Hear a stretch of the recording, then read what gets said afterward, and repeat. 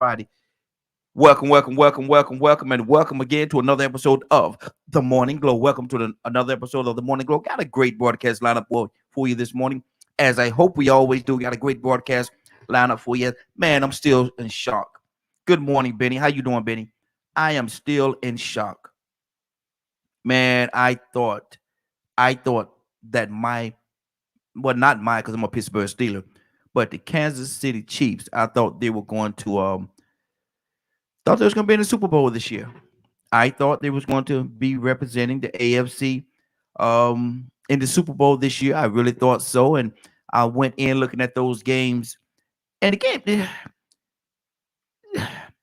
game looked a little odd to me yesterday. And I know a lot of conspiracy theories are saying that, well, they fixed it up, they fixed it this way, they fixed it that way. They didn't want the Kansas City Chiefs to win, and yeah, uh, maybe, but it looked a little, from the way that they've been playing for the last few weeks, for the last over a month or so, the way the Kansas City Chiefs have been playing, they did not play their regular game. I don't know whether was it the defense. Was Cincinnati's defense just that good? I mean, Cincinnati did beat them a couple of weeks ago. Cincinnati did beat them, and congratulations to the Bengals. Congratulations to the Bengals. 508-924-3521. 508-924-3521. What did you think of that game? Did it look right to you? Did it look a little suspect to you? I would love to hear from everybody that's actually listening to me right now that watched that game. Now the other game was good game as well. It was a very good game. Both games was good games, but I'm a little in Kansas City and Tariq Hill. What happened to him in the second half? What happened to Tariq in the second half? Man, Tariq Hill he's the go-to guy.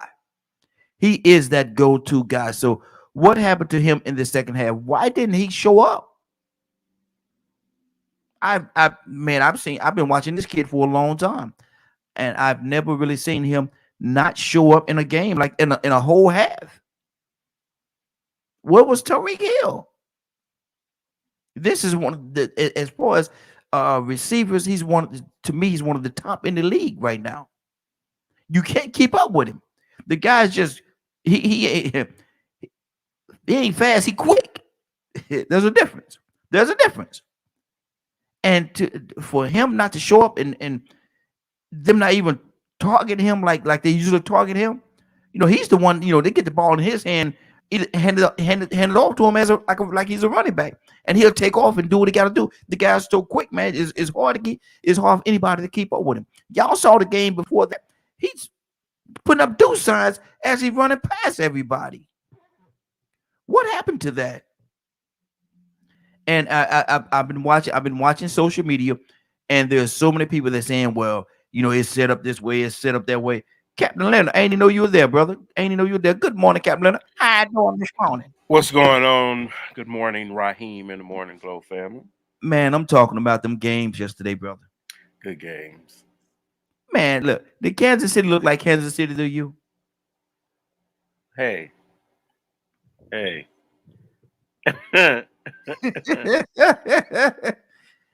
didn't look like Kansas City to me at all, man. It is the first half they came out, it was on fire. And I told my wife, I said, man, this is gonna be a blowout right here. This thing gonna be a blowout, man, because them boys went up 21-3. Well, I mean, it's a big game. Brings a lot out of different teams. Causes teams to make a lot of mistakes. But Kansas City has been there before. But hey, I wanted Mahomes to go. Mm-hmm. I don't think anybody bet on the Bengals. Well, except for people from the big money people. But a lot of people lost some money yesterday. Yeah. A lot of people lost money yesterday. and that's one of the reasons why I say it was to me it was suspect, man, because Kansas City they did not play and I know either Goddess or Kay with the E gonna call in from Kansas City. I know I think they're gonna call in today. but you never know. But my thing is this right here, man. You know that game, man. Second half did not look like Kansas. It did not look like an Andy Reid led Kansas City team. True. I look more at Andy Reid about it Mm-hmm. than anything. But the best team won yesterday. Mm. I mean, it was. If you want it, you got to get it, man. Ain't no Yeah. Yeah. what they call it Monday morning quarterbacking. It's Mm-hmm. over, bro. Yeah. Yeah. The game Wow. over with. It don't matter what. It don't matter what mistakes you made. No more. None of that. It's over Mm-hmm. with. Next game. It's a wrap. It's a wrap. It's a Next game, wrap. is Super Bowl. Next game, is Super Bowl. Now, I was rooting for the Rams. oh yeah, me too. I was going for Okay. them all the way. Yeah, I Yeah. definitely was. And so they pulled it out for me, man. But you know, I was hoping this could be a Rams against Kansas City. That would have been a super. That would have been a man. Yes, indeed. I That think would have been everybody incredible. was looking for that game. Yeah, yeah. And that's one of First. the reasons why them bookies say, "Look at here, man. We're gonna throw a monkey wrench. Hmm. We got to throw a monkey wrench in this Yeah, thing." Kansas everybody City, was you come looking. on. Everybody was looking for that particular game to happen, almost without a doubt. Mm-hmm. They was for Mm-hmm. sure. Yeah, yeah. But then again, here come the Bengals after what 30 years or so. Mm. Ain't showed up at all, and Now, come on, man. nothing. Not I ain't don't. showed up at I all. don't know not one Bengals fan personally. Not one. I don't either. I Not don't one. either. Not one. Mm, I don't So, either. Truth of the matter, I really don't. I mean, I, how re- many do you know? I can't. I I don't can't know. think of any that I know personally. Now you say you say you used to like the Bengals. Oh, you back with the Bengals? Now then, well, you back with? Oh, Nah, okay, it's that probably kind of gonna be thing. a lot of Bengals fans after the day. Yeah, yeah. Mm-hmm. Mm-hmm. Can you see them winning it all? Well, anybody could win, Mm-hmm. but I'm going for the Rams. Mm-hmm. For the same reason why I went with the Rams when they were supposed to beat what team was that? 49ers before, remember? Mm-hmm. I Yeah. think the Saints. We was waiting Mm-hmm. for the but hey, it happens the It, way it happens. yeah. But I like the Rams because I love those stories where you take players who were just treated some kind of way. I would say they were just the media was down on them. Everybody mm-hmm. that quarterback, my man from the Lions, Oh, mm-hmm. run up out of there like he was trash, pretty Yeah. much. Yeah. Mm-hmm. And They then you gave got my Stafford. man, yeah, my man, which is supposed to be such a problem. But Mm-hmm. remember, I think I told you before, he's probably one of the most talented players I've seen in a very Oh long yeah. time. Yeah. Beckham, Oh yeah. Odell. Mm-hmm. to go through all that he's went through Mm-hmm. to be victorious this way, to be able to be Mm. playing in the Super Bowl, man. That's And, to and me, that's a big deal to me. and if you look at him at the end of the game, man, how he celebrated, man, you know, it was joy, man. It was Oh all yeah, that was all joy. That was all joy that was coming over him, man, because he know he had overcome something. I You like know. them players that you can see, like how when Michael Jordan get in his zone, or Mm-hmm. any great athlete that's really enjoying their game. That's why Magic Johnson's still my favorite player of all time for Mm-hmm. basketball, because he seemed like he enjoyed it so much. The Mm-hmm. wins, the losses, Mm-hmm. good news, bad news. Yeah. He knew he was a basketball player, and that's what he was great at, and that's what he was gonna have fun doing. And that's why I like seeing Odell Beckham play. Mm-hmm. Mm-hmm. Because off the field, ain't no telling what's going on. Mm-hmm. But he got it together somehow, disciplined himself, and now look where he's going. Did anybody do that? And I'm changing sports for a second, but can you think of anybody that did that better than Rodman? Did what better than Robin? Enjoyed the game off Who the was my basketball best court. defensive player of all times? Oh, see. But off the court, you don't know what you're gonna get from Rodman. You never know It what never mattered person off got the on the court. short. Yeah, Never mattered what was going on off the court. yeah, but my thing is usually about Odell. When he's on the field, Hmm. he loved playing, he loved the game. That was Rodman to me. You off the court, he was a totally different individual. But when he's on that court, man, nothing else Hold on. mattered but basketball. Nothing else mattered but basketball to Dennis Rodman when he was on that court. And if you're on his team, he gonna let you know I got you. But if you're not on his team, man, they don't tell him what that dude to do, man. Shaq used to I, hate him. I just Malone love fought talent. him. I just Yeah, love yeah. guys that go with that love the game, and you can Mm-hmm. see it how they play. You know, Mm-hmm.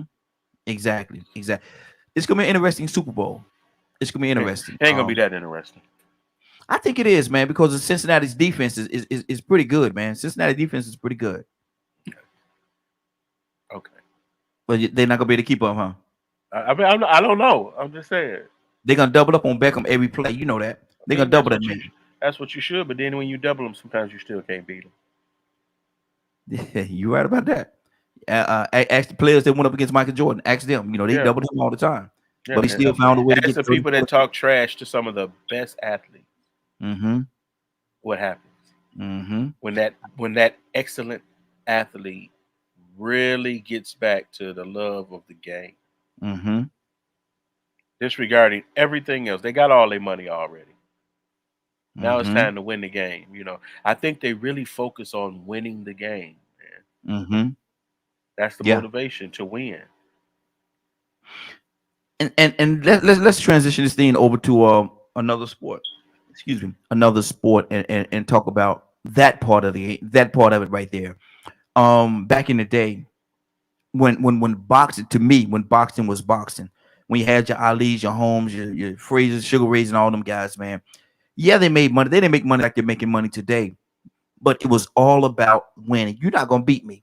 Them guys get in the boxing ring, Leonard, and they bring everything they got, man. They give it all. You're not gonna beat me. You're not gonna show me up. It was the pride of the game, man. But then again, boxing is so different because boxing ain't no Yeah. team sport. Mm-hmm. Mm-hmm. It don't depend on nobody but one person. Mm-hmm. And him beating the other person against him, Yeah. he out there for himself. It's a fight. Mm-hmm. Mm-hmm. Regardless, it's a fight. But with boxing, like I said, you have just one guy. Mm-hmm. It's already a brutal sport. It's meant to be brutal, I think. It is. But it's just that one guy, all for himself. Mm-hmm. Before, after, you never hear anything else about. Well, now you hear a little bit more about what go on in their corners. Mm-hmm. Yeah. However, you actually see everything a guy got. He can't Mm-hmm. hide. Yeah. He cannot hide with his game when you watch a boxing match. Mm-hmm.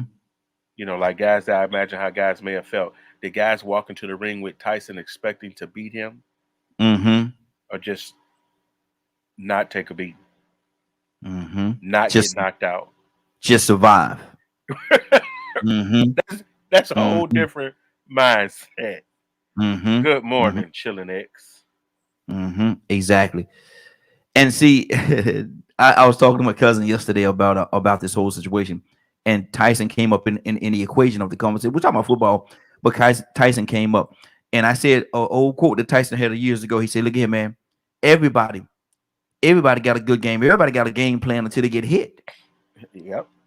Like, That wasn't in the plan. well, look, whoa, bro. Mike, Mike Tyson swung so hard, he'll miss you, man, in the wind. I hurt you. Well, it's good to see athletes compete Mm-hmm. on Mm-hmm. both levels, man. Like I say, that team thing is a little Yeah. different, Mm-hmm. but it's just watching that young man, take the heat and still come out on top because some people just have horrible seasons. Mm-hmm. We see them clowning all during the regular season, AB Antonio but Brown. but once they team done, you don't hear nothing else about their team. Mm-hmm. Mm-hmm. When they don't make it, they don't make it. Mm-hmm. So all them little antics and everything go away. Look at what Chill said. We got a phone call. We'll go to the phone line as well. But look at what he said. It all feels different after that brick hits you in the forehead. Exactly. All It's, that trash talking and all that, and boxing really aggravate one another. yeah. You know how you hype it up before Mm-hmm. the actual match with the weigh in, and sometimes Mm-hmm. they used to get into fights then talking trash. Exactly. Man, come on, save it for the ring. And what the Save it for the ring. old guys used to say on the Look at radio. be like this. We're not getting paid for this. We're getting paid what we're doing the ring. You know, this is where the money coming from. All this extra stuff. Hey, the phone lines are open as well. 508-924-3521. 508-924-3521. Give us a call. We love to have your feed input on this. The promotions. Let me put this on the screen. We're gonna go to Toya with a T. The promotions really get people beat up. Yeah, it does. It does. It does. 508-924-3521. Give us a call. 508-924-3521. Told you with a T. Good morning. How you doing this morning? Good morning. Good morning. How you doing? Hey, doing good. Toya, did you look at any football yesterday? Of course not. I don't get paid for that. Okay. Toya, I'm like the football people that win though. If I do watch, mm-hmm. I don't watch. I do watch when people lose. I do watch the football. But so Toya, basically what you're saying, you'll switch teams in the middle. You don't care who you're going for. When you start, if they start losing, you're gonna go with the other team. Okay. That's what I said. I said I only watch the winning teams. I didn't say I root for them. Oh, okay. You know who I root for? Cause we just won. Yeah. We gotta go to this again. Look at whoever won is who you was rooting for. Hey, no, that's not the case. I'm going for Georgia, but we done already won everything. Oh, so it ain't nothing I root for no more. I'm just going with the winner. I ain't rooting for, but that's just who I want.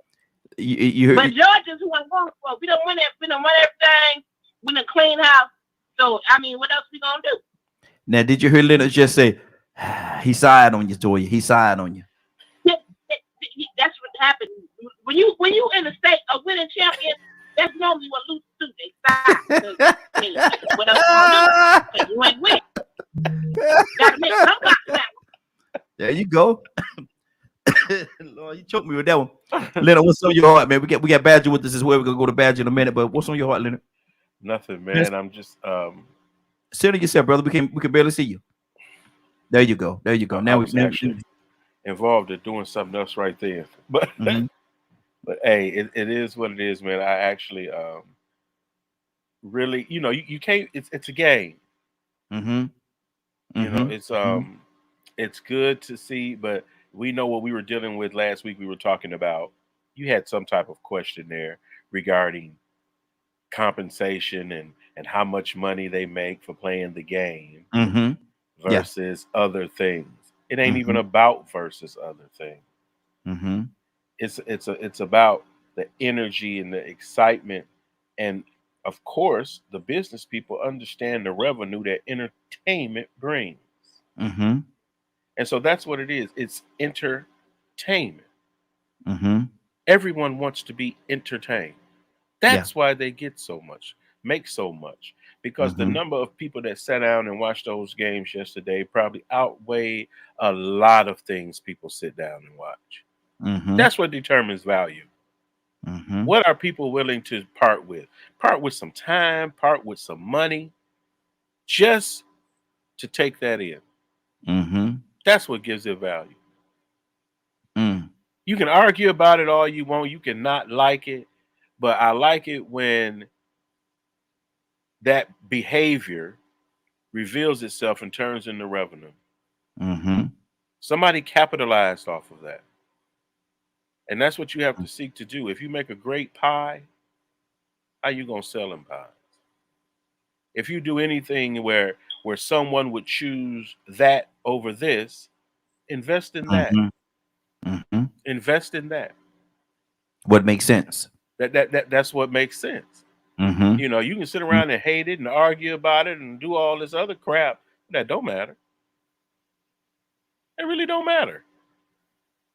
Here is the behavior being exhibited. Here are the people that are going to capitalize off of behavior. You know, I'm a big behaviorist.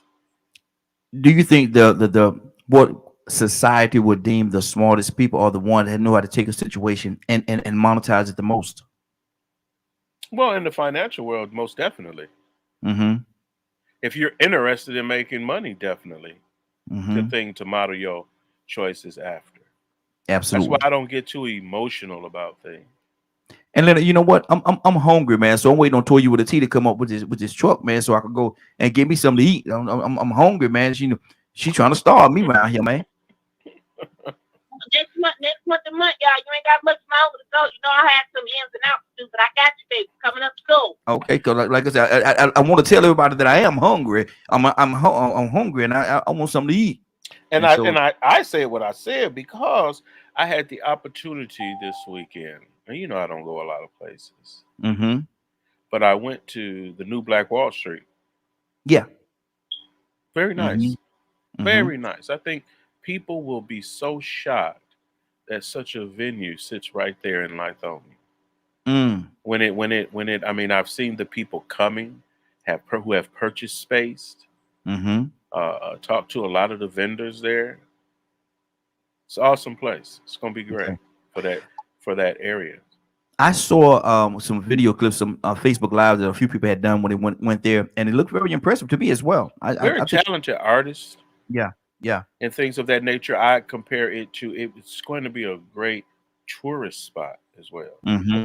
For tourists to come to in Lithonia. It's in Lithonia, Georgia.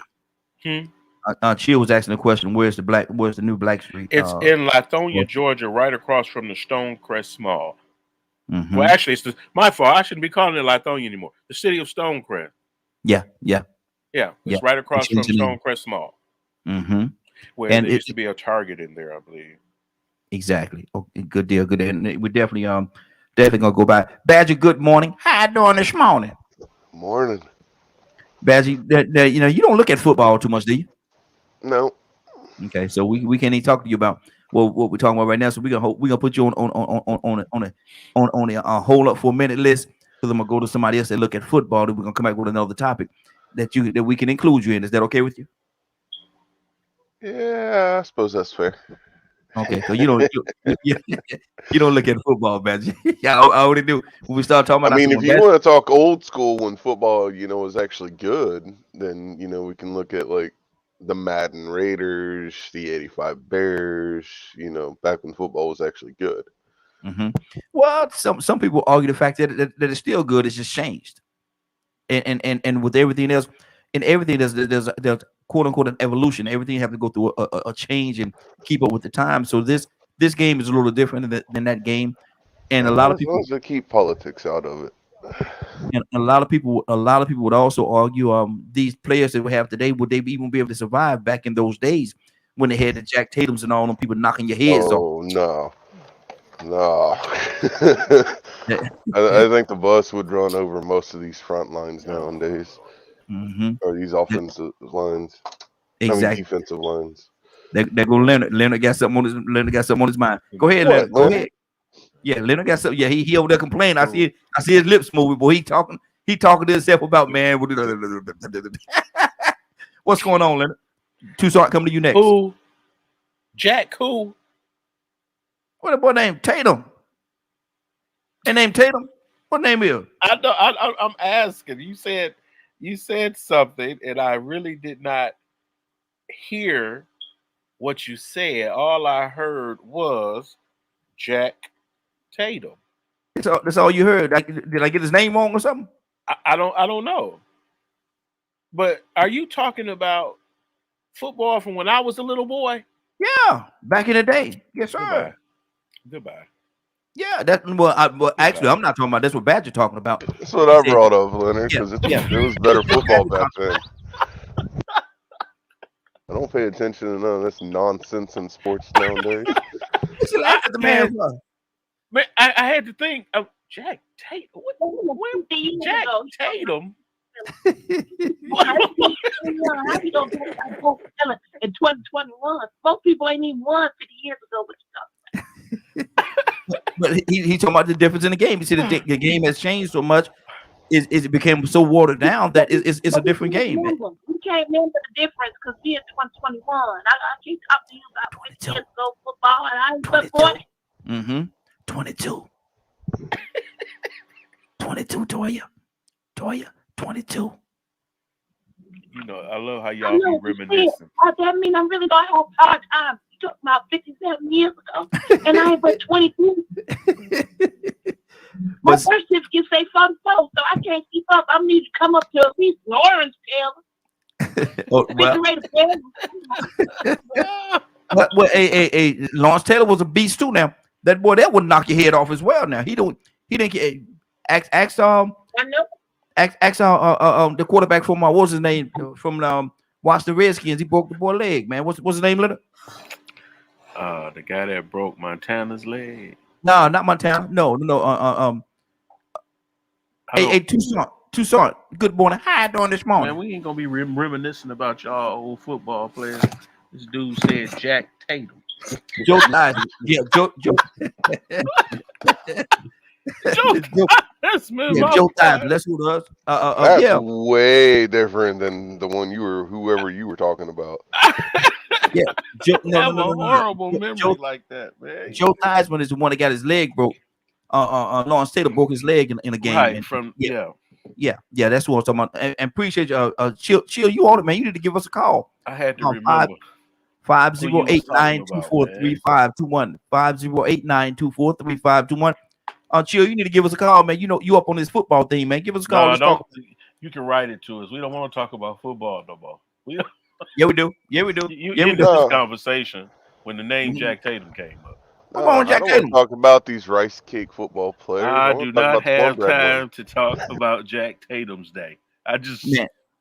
So let me ask you this question. I'm gonna go to Tucson. Have the game really changed that much? Have the game been watered down? Well, I think a lot of players, it depends on if you're a player or not, I guess. There's a lot of things that have changed for the betterment of players, I think, than anything. Mm-hmm. So the players have really benefited from the changes in football. But because you animals love to see people hurt and maimed. Ain't that why you go to the game? No. And that's why you go to the game. You want to see somebody get hit. I don't. Man, people should come. Man, people should come to my football games, man, just to see me hit people. I play defense, man. I play both sides really, but mainly defense. But people come to see me hit people, man. People want to come and see me hit, and I try to knock their heads off every time I get a or look at him. That's football, man. That was football. Now if you sneeze on a quarterback, that's a penalty now, man. If you sneeze or you ain't gotta hit him, you sneeze on the quarterback today, that's a penalty. Okay. 15 yards. Yes, it is. That ain't football, man. That ain't football. Tucson. Good morning. How you doing this morning? I think that I would do. I'm doing fine, but I think that you're gonna have to put me on the sideline with Badger. But I ain't gonna start talking 80 years. I'm not. You're gonna talk about something when you was 5. Come on, man. It happened. Come on. A person does not know that history is doomed to repeat. Oh my God. But Badger was talking. Eagle got me calling Badger name out again. Badger talking about something that he was 5 years old. No, I was not 5. Man, I watched football in the 90s. It was better in the 90s. Badger, you should have said that, Badger. They own you this morning, brother. They own you this morning. I'm trying to help you. I'm trying everything I can do to help you, Badger. It ain't working though. I'm not on Badger. Who brought up I'm Jack a Barry Tatum? Sanders fan. Yeah, exactly. I heard you say. Was that even a player? I heard him say Jack Tatum, like Jack Tatum just finished playing football. Well, my thing, no. You know what you heard me coming to the defense of my brother, because what he said about the old days, y'all try to go at him. So I don't do old days. I don't do old days. That's what he was talking about. He was talking about the old days. He said now it's so messed up. That's why I watch rugby now. Read that for me, Leonard. It has been watered down for quarterbacks and kickoff teams so that they don't get hurt, but the collisions are more dangerous than they ever been since helmets came into the game. Here you go. It's relative. His old days, it's the 90s. Boy, look at, we gonna change the subject back. Look at I don't do old days. I don't do old days. We ain't talking about nothing. Zero. Watch this. Now here go another football guy. Kurt, good morning. How you doing this morning? Kurt? Morning, bro. What's going on, Kurt? We talking. We gotta change the subject, man. Cause they getting on actually Badger and I, man. They getting on us, man. We talking about football now, Kurt. Let me ask you this question: has football? You remember Tatum back in the day? Jack Tatum. Yeah. Okay. Now listen. Now that era, if that era, you can get poor teams from that era and play teams in today's football and keep the rules like they are like they were back in the days. How many of these players today will make it against those guys, Kurt? Are you kidding me? Come on, talk to me. Talk to me.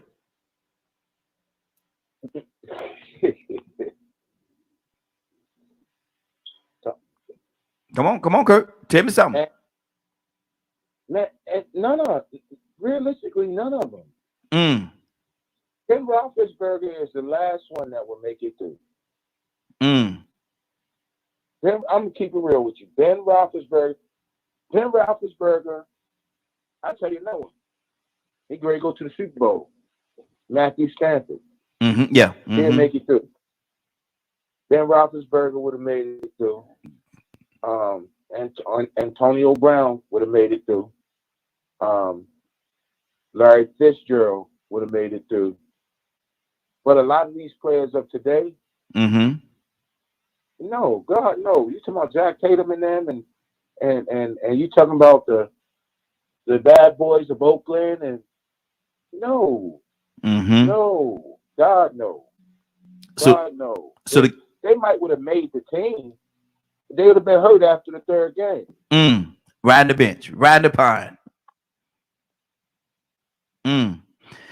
And so Badger said that the game has been changed so much, and he said a lot of politics and stuff like that involved in the game today, man. It's not football like football. And Leonard was saying that, you know, we shouldn't look, or Leonard and Donald was saying that we shouldn't look back at the old days. The old days. We in a different time now. Yes, we are in a different time, but the game itself has been watered down. To me, I think that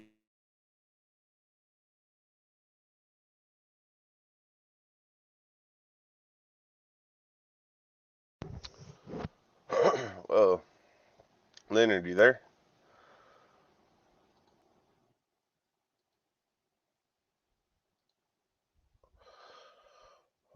Well, folks, please be patient with us for a moment. It looks like Raheen and froze up. Of course, even though I seems like it froze up immediately after I put that one message in his box. But I like sports. However, I mean, it was just through me when I was like, check. When is the last time I heard that? Oh, here we go, the reminiscing or what have you. And I do not do a lot of that reminiscing, and so it's a stretch for me to talk about who or who wouldn't be doing this, that, or the other. I just simply don't know. I just simply don't know. And I enjoyed it then, but I don't like to go really no further than the game yesterday. I mean, yeah, I don't know. Because I know what happened in that game. The last time I watched a football, like the last Super Bowl, there were so many penalties that were thrown out that made absolutely no sense whatsoever. I'm just like, oh, this is now who can pay the refs off. Well, honestly, sometimes as well, I think, like I say, I love it. The entertainment value is amazing, and of course, seeing people who invest so much in what they do and who are able to make such a good living doing it. That's amazing to me. But that's how far it goes with me as well. Is the fact that these people are at the height of their careers, they're athletic, and it's just to play a game that they've probably played all their lives. And they're having fun, and they're making more money than they could imagine. That's good. Hold on. We got another call, and thank y'all, gentlemen. I appreciate it. You know, y'all know I got kicked out there for a second. Appreciate y'all keeping it going for me. We got a call from the 224 area code. 224 area code. What's your name? Where you calling from? Hey guys, it's chilling. Chilling. I'm here in Wisconsin. What's going on, brother? How you doing? Good to have you this morning. Talk to me about. All right. Talk. Thank you. Hopefully you as well. Yes, sir. Absolutely. Talk to me What's about up, this. chillin'? Talk to me about this football thing, brother. What are you hearing? So he's right. The game has evolved, and there have been some things changed to keep players safe. Mm-hmm. Now, what that has allowed is for players like Darren Sproles and Deshaun Jackson. You know what? I think Steve Smith would have still survived. He's a little guy, but Steve Smith was a dog. I'm not going to put him in this list, but these little guys, they wouldn't be able to play back in that day. Mm-hmm. But if we talking about strength and speed of the general NFL player, that has increased. These collisions, they are more impactful now than they were. These guys are faster and stronger due to nutrition, sports technology, all these personal trainers, things that they didn't do. Those guys used to do cocaine and drink beers and then go play football. They're not doing that now. They out here doing all this health stuff for their whole lives. They start in high school. So these kids are stronger and they're faster. These collisions that are happening are more impactful. So I wouldn't necessarily say that these guys wouldn't survive back in the day. Maybe some of them wouldn't, but you gotta take it back there and think about the nutrition and everything that was going on back then. Are they going to be doing today's nutrition stuff? Or are they going to be doing back then nutrition stuff? You know what I mean? So it's a fun argument, but if you get down to the science, these guys are bigger, stronger, and faster than those guys were before. Okay. Now the rules, and I said earlier, and I was making fun. I said earlier that if you sneeze today, is in the direction of the quarterback, it's a 15-yard penalty. Yep. How have the penalties? And I know some people will say, well, like Leonard said earlier, it's to protect the players, but at the same time, those guys back in the day, man, they played football. It was a man's game, football back in the day. What do you think the rules? How have the rules played into this change or this softening of the game? Well, I think to protect the players is what they tell us. Really, it's the owners wanting to protect their investments. People pay tickets to come see Tom Brady throw the football. They don't want to see his backup. And that's what it's really about. It's about putting butts in seats and people coming to see who they paid to see. It's not really about protecting the players, because if they wanted to protect the players, they wouldn't have hit all that concussion stuff all those years ago. So it's not really about protecting the players. It's about keeping them on the field so that they have a product that they can put on the field for people to pay for, and they can pay them $12 beers while they watch their favorite quarterback. It's not about protecting any players. Kurt, what do you say to that, brother? Talk to me. What do you mean what I say to that? No, it ain't. It ain't. For your players, real talk, when you think about injuries, most of your players who suffer injury, if you go back and look at the injury they suffered, some injuries are freak accidents or whatever. But for the most part, most of the time, players suffer injury because they abandon the basic fundamentals as to how to play the position. A lot of times, players tend to rely on their God-given talent more than the instruction that enhances that talent. That's why you see a whole lot of ACL blowouts, a whole lot of Achilles, torn Achilles, because even in the game of football, although you may be talented as all get out, there's still basic fundamentals on how to play that position, how to break down. Okay, if you're a cutter, when you cut, you gotta actually plant. You got players that's going to the out. The player's designed to cut back to the inside. Now here it is, you 245 pounds, and you running at a high rate of speed. You don't break down and try and cut. Your knee gonna keep going the direction you was going. Your body may be trying to go another way, but your knee gonna keep going in the direction you was going if you don't break down and put your center of gravity to the ground. We used to call it, as a coach and as a player, we used to call it putting your butt in the ground. Put your butt in the ground, break down, and then shift. And as you get good with it, and as you follow those rules, those basic fundamentals, what happens is it all becomes fluid. The way you already know, okay, boom, this player is designed for me to cut it back, take it to the outside, cut it back to the inside, come off the guard hip, or come off the tight end hip, whatever, come off his hip. Now I know I'm going to a certain point, boom, I'm going to start to break down right there so that when I hit that chop step, I can hit that chop step, I can be evenly planted, I cut back to the inside. So, I mean, there's several things that in terms of fundamentally they teach you or that you're taught that you should never abandon. I don't care if you're at your 20th year, you should never abandon it. Ben Roethlisberger, I got to give him his props. Ben Roethlisberger was by far the best fundamental quarterback that I've ever seen. Him and Peyton Manning was by far the best fundamental quarterbacks that I've ever seen in my life. Wow, good deal. And Ben Roethlisberger, Peyton Manning, Joe Montana, John Elway. Tom Brady don't get no love. I'm really not a big fan, but I'll give it to him. He is a very, very basic fundamental. He was a very, very basic fundamental quarterback. Good deal. I give him that. But I mean, we talking about guys that played this game.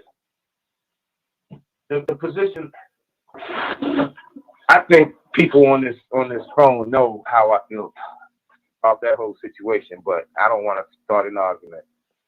Let me pull it. Got another call. Go ahead. Wrap it up for me, Curtis. Got another caller. Go to another caller. What's on your heart? Wrap it up for me. I'm gonna create an argument. Okay. Good deal. Good deal. Let me see. We just actually lost someone. We just lost somebody. So if you get, I don't know if the phone hung up on you or if you got disconnected, but if you did, give us a call back. We love to have you continue to have your feedback. Charles, good morning. How you doing this morning? What's going on, man? Can you hear me? Yes, sir. We can hear you. We're talking right now. We can hear you. Can you hear me? Hello? Can you hear me, Charles? I don't know. It's a volume messed up or something, man. I don't know what it is. Can you hear me? Yeah, I can hear you. Yes. Okay, I can hear you now. Okay.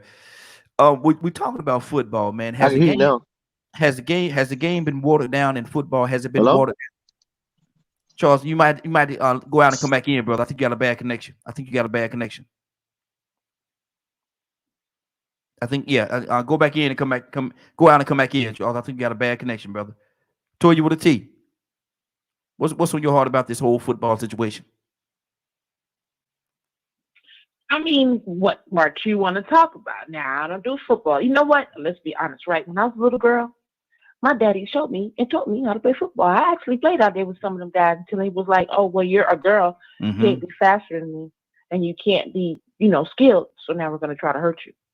So, once I got the concept that guys really don't care, they're going to hurt me, and I want to have kids, I kind of just got away from the football thing. So I'm an emotional creature. And when I start to see that people want to do things on purpose, I stray away from certain activities. That's why I don't like boxing no more. My father had me boxing at like 6, but I can't stand to see certain people intentionally hurt people. And when I started to develop the concept, especially in football, that guys will hurt another guy intentionally, not for the sport of the game or the art of the game, but to take them out, they career, take their whole leg off their shoulder on purpose. You know what I'm saying? When I started to really see that some of these things are not about the art of the sport, I started falling back. And I think I was like 89. I think the Giants won.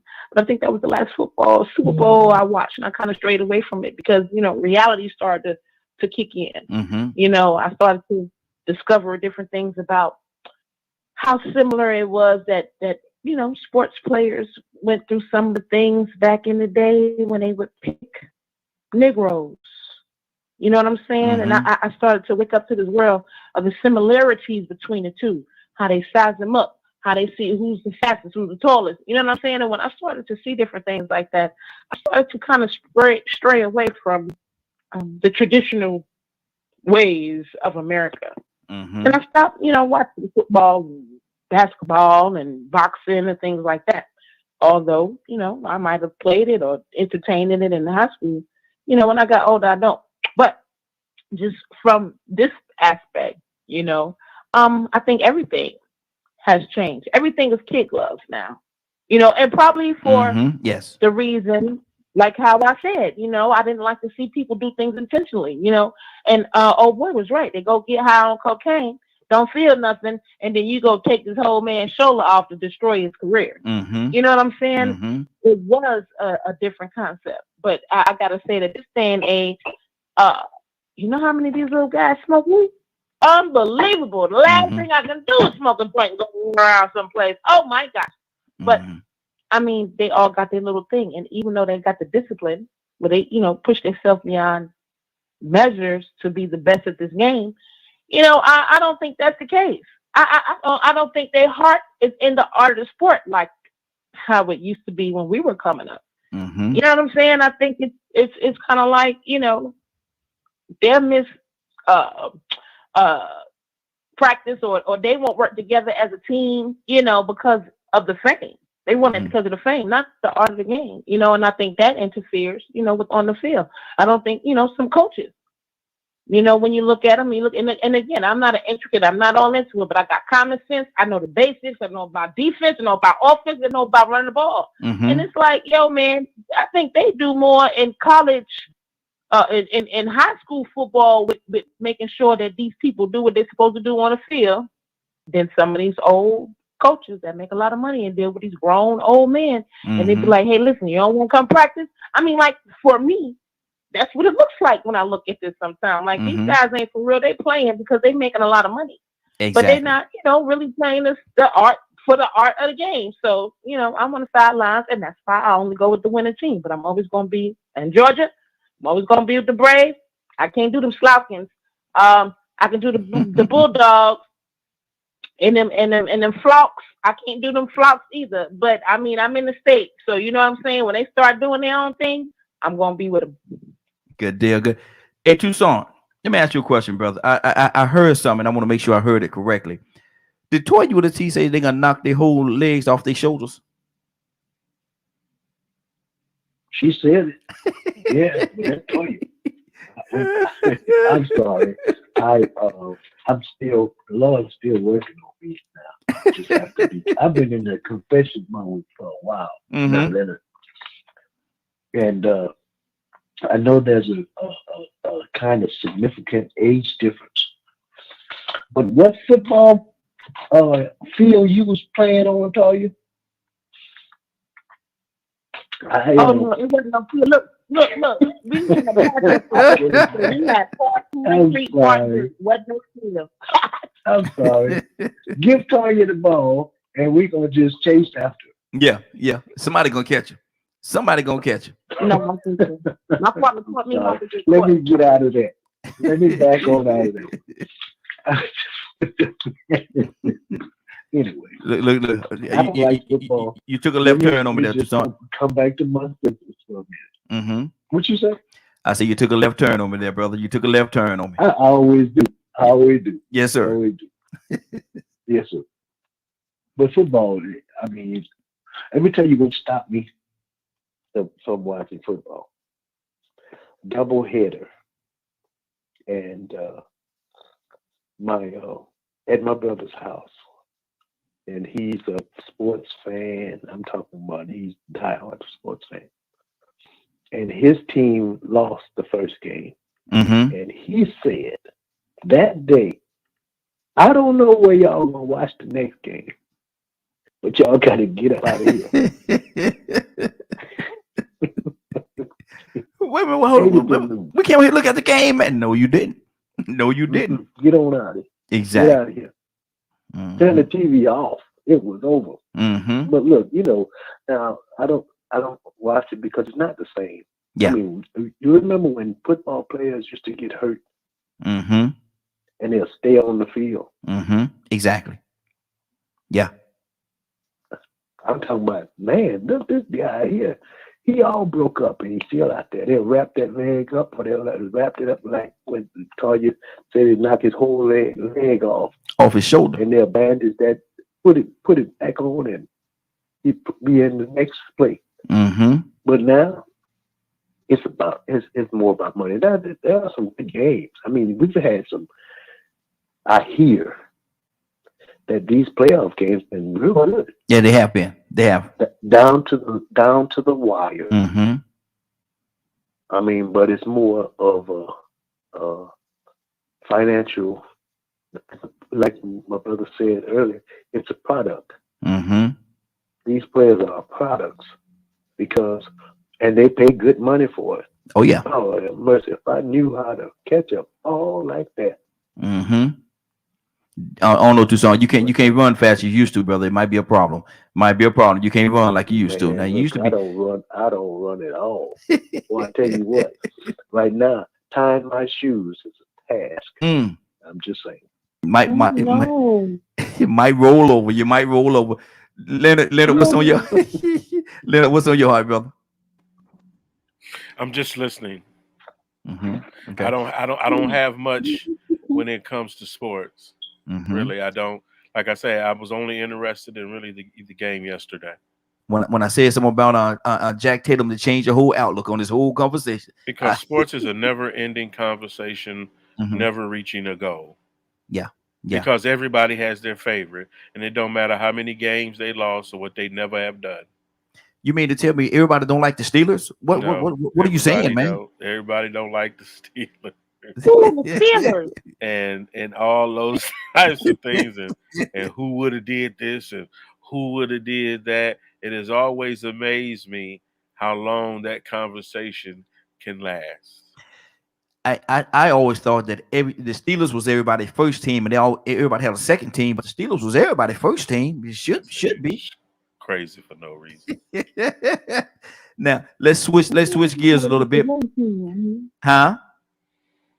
I thought a lot of people like the team that win, though. That's why they like the Steelers. See what had happened? What had happened is, they started lining stuff up against the Steelers. What had happened? See, that's what happened. But listen, I want to change. We're gonna go to our topic early in the day because I think this thing may roll over a little bit. And this is a topic that was actually sent to me. Somebody asked me to do this topic today. Because they say they see different things happening and people lowering themselves, if you will, for this. And the topic is, what would you do for money? Leonard, Leonard, come to you first, brother. That dollar bill, man. Like the OJ said back in the days, man. It'll make you do all kind of crazy things for that money, for that small piece of paper. Though a small piece of paper, it carries a lot of weight. Leonard, would people put themselves out and under for money? I'm gonna bring your solo screen. I don't understand what you mean when you say that. A woman will sell a precious because body. a woman is that's no big deal. That's no big deal. Oh, it is a big deal. It is. It's never been a big deal. It depends on who's looking at it. It depends on who's looking at it. Right. I say it is on who's looking at it. But it's never been a big deal for me because I'm not a woman. Mm-hmm. And a lot of times I don't share people's view of money. Mm-hmm. This notion that somehow money makes you evil or money makes you somehow a bad person, whatever that is associated with money. Hey, you see that? It's on an individual basis. No, I didn't see. Yeah, I see. Mm-hmm. And so the preoccupation with money, the love of money, is the issue from a biblical perspective. But without that scripture, how would you feel about it? People say I don't know nobody that was a good person, got some money, and then turned into a horrible person. You were a horrible person to begin with. Just like I don't know no bad person that got some money and turned good. So it's more so the person as opposed to the money, which is why I've never had an issue with money. I don't begrudge people. I don't really I try not to get into envy Mm-hmm. and things like that as associated with money. To each his own. I don't demonize money. But see, the thing about it, and you said exactly where I wanted the topic to be. What a person would do for money and how they would put themselves down for money. Yes, I've heard an old man say it a long time ago. He said, "Man, look at here. You think that person is terrible. You think that person is bad. Cause they got money. It has nothing to do with that money. They were that person before the Exactly. money just enhanced." So I agree with you 100% on that part. But is there some elements that people would do, or some lows that people will stoop to get to obtain that money? Well, it really depends, Raheem, because I come from a place where one people have always done what they were going to do for money. Mm-hmm. So I never were around people that had all these superstitions about it and things like that. I know people that hit you in your head and kill you for $45 in your pocket. Mm-hmm. Mm-hmm.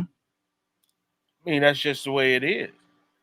So it is not, I know some people, I think one of the biggest things that we talk about a lot is compensation.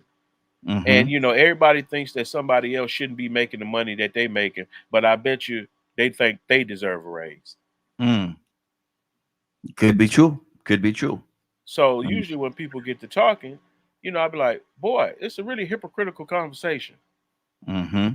because it seems like it's not okay for everybody else to have it if you ain't got it. But see, again, and I want to go. We got a couple of people just called in. I want to touch them as well because they just came in. But my thing is, people.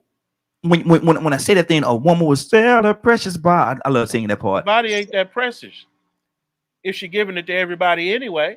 It may not be precious to her, but it's precious to the person that's buying it because he That's finds some why value she's in it. selling it. And see, my thing is this right here. But she is from where I'm sitting. You sitting on a different side on this, but from where I'm sitting, for her to do that, for I her know to do women that that, have. You're making it like it's a big deal. it I know is. women It is. that's their first thought, Okay. That doesn't necessarily make it right though. but I And to know a me, lot of women who think but like that. to me, it is. It is to me, and like I say, maybe not to everybody. Everybody view things differently. But my thing is, to me, it is a big deal that she would put herself in a situation where she would sell something so precious. And yes, I say precious because it is. Cassandra, good morning. How you doing this morning? Good morning. Cassandra, what would you do for money, Good money, money? morning. Good morning. Well, How you doing oh, this morning? We talking about good. what would you do for money, money, money? That's our topic today. Now you heard the exchange that Leonard and I just had. What is your heart on this situation? What is your heart on this take? Because I know you coming to people, I'm just going to huh? cut to the chase. My biggest concern is for, and this is just because this is where my main area is, women that use their bodies to just anything. And just let me, and I'm gonna say this straight off because I just want you to get my real heart on this issue. Mm-hmm. A gold digger or a woman that is with these multi-million dollar athletes, entertainers, whatever, and literally they jump from one to the next. That like it's their job to go from multi-millionaire to multi-millionaire. I ain't mad at her for the money.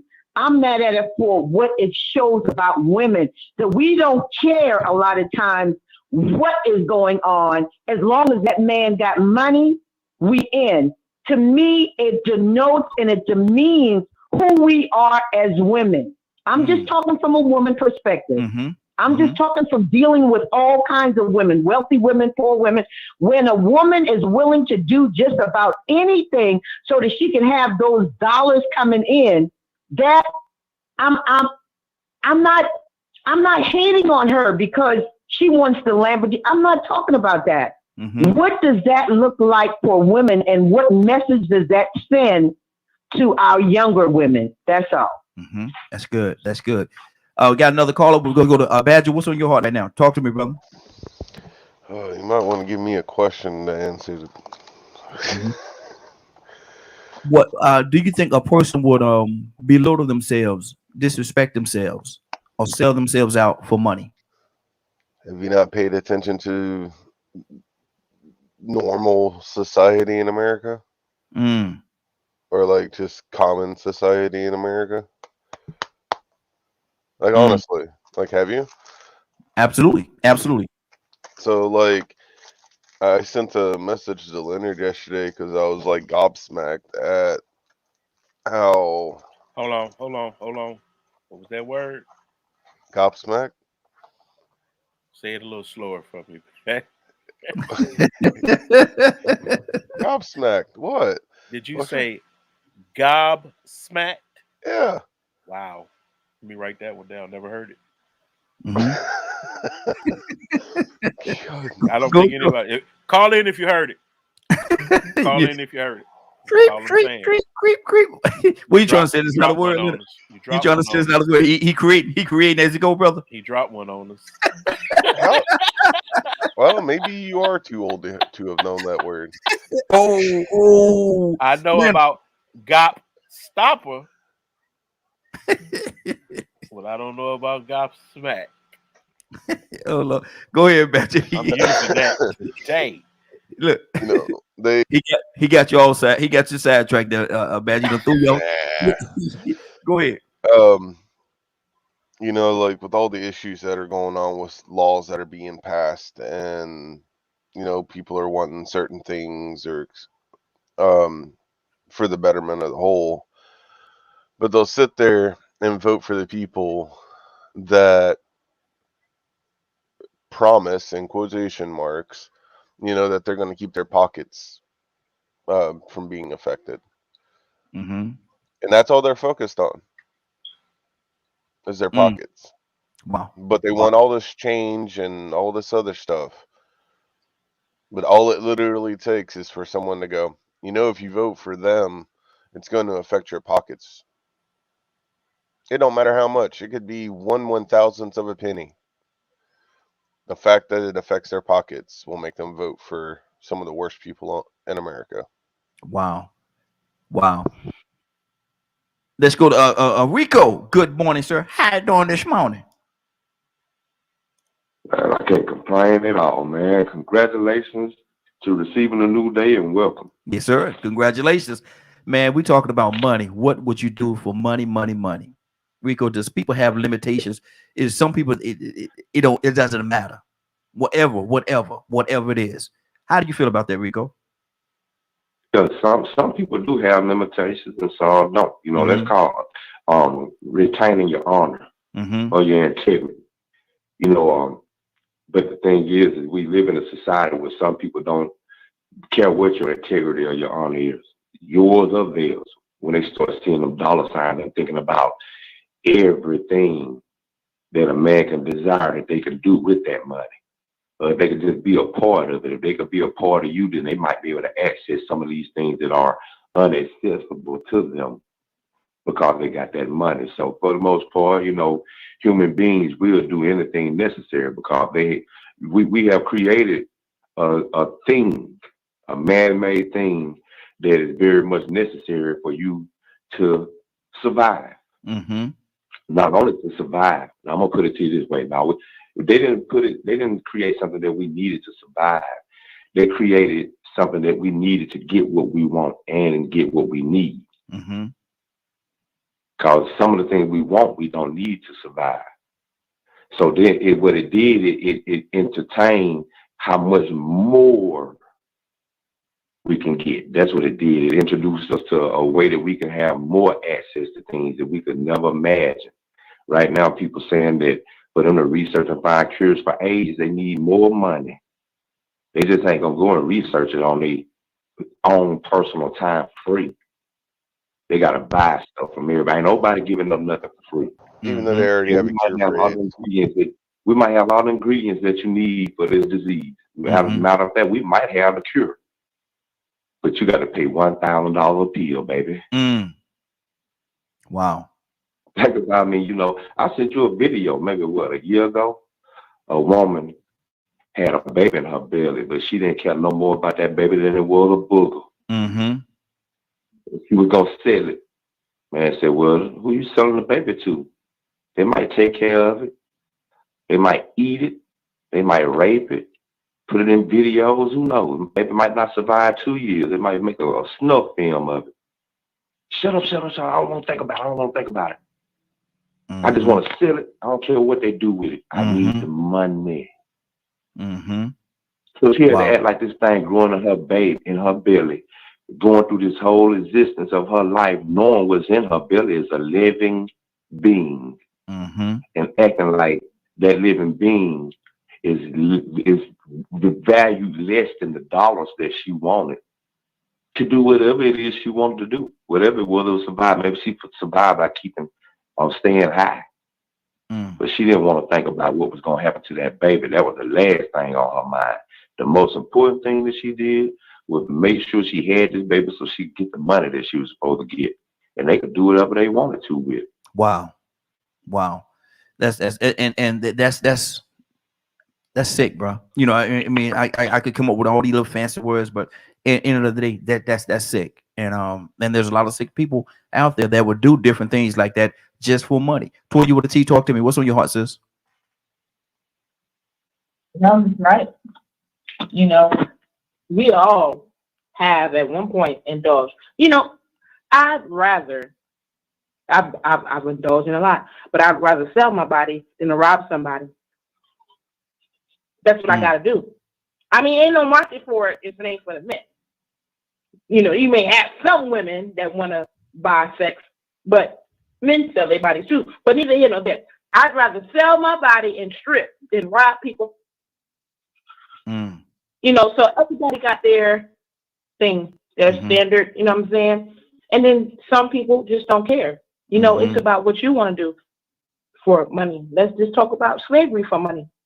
How you feel about that? Would you rather sell your body, or would you rather take slaves, beat them, and do all the things that they went through to keep all the money and capitalize on it after that, and be cool with it forever and ever and ever and ever? See, some things are sacrifices. Wait a minute, they call this something like, I don't know, maybe casualties of war. That's not what I'm thinking about, but those are tactics that we use just, you know, as humans. You know, hey, you know what? We're going to kill a lot of people. A lot of people going to die, but we got to be in control. And we cool with that. What we do for money? Listen, we can't be slaves over here no more, but now if y'all over there paying them Chinese $2, we buying it, then I'm against slavery, though. Yeah, but everything you got on was made for $2. Over there, exactly. And it's a background, you know what I mean? Even with that, but we all got our own thing. You know what I'm saying? When it comes to money, what would you do? You'd rather retire, start a radio show. You know, some people rather, you know, invest in stocks and bonds. It's whatever you want to do with money. But if you're gonna be that person, you're gonna be that person with or without money. So I don't think the money is the issue. It's the person that's the issue. And what you make your money do for you. Exactly. That's good. That's good. And everybody view what's being said on here. Everybody view it differently. Some people are gonna agree, some people are gonna disagree. But we open up the phone lines for you to call in and voice your opinion as to what you think. 508-924-3521. 508-924-3521. Give us a call. Tell me what you think about this. Tucson, what's on your heart, brother? I just don't. Well, I ain't gonna say that. I was gonna just say something to you, brother, as a word of encouragement.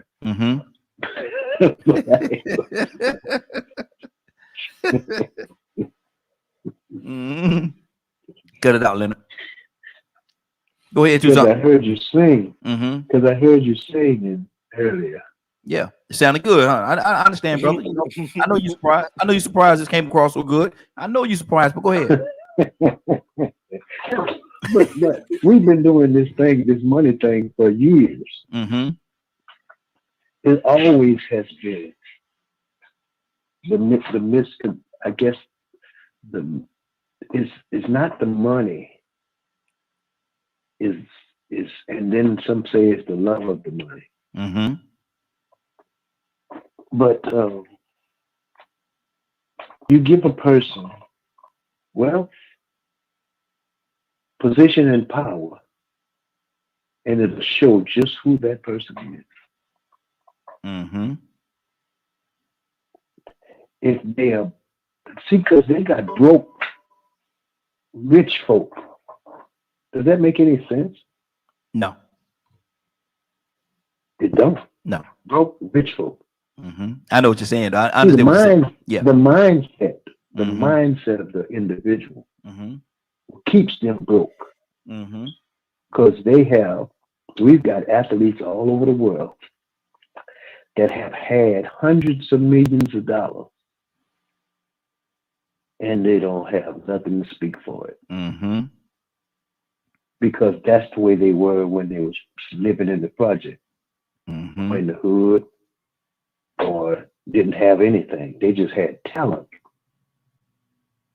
but they didn't know how to manage. So they broke. They got people that were broke whores or pimps, and you gave them money, and they just whores with money, or pimps with a few dollars. It just showed who they were. So I mean, that's all I got to say about it. I mean, you give a person, and they'll show you just who they are. But people will do anything for money. Yeah. You know they got people. They got. Let me just throw this out. This is what road I live on. They have churches that are laundering facilities, really, or they do drug trafficking through the church. Hire a preacher to preach, but that's what they're doing. Just because of the finances involved in it, and they use it as a tax write-off. Wow. What would you do for money, money, money? Kurt, what's on your heart, brother? Talk to me.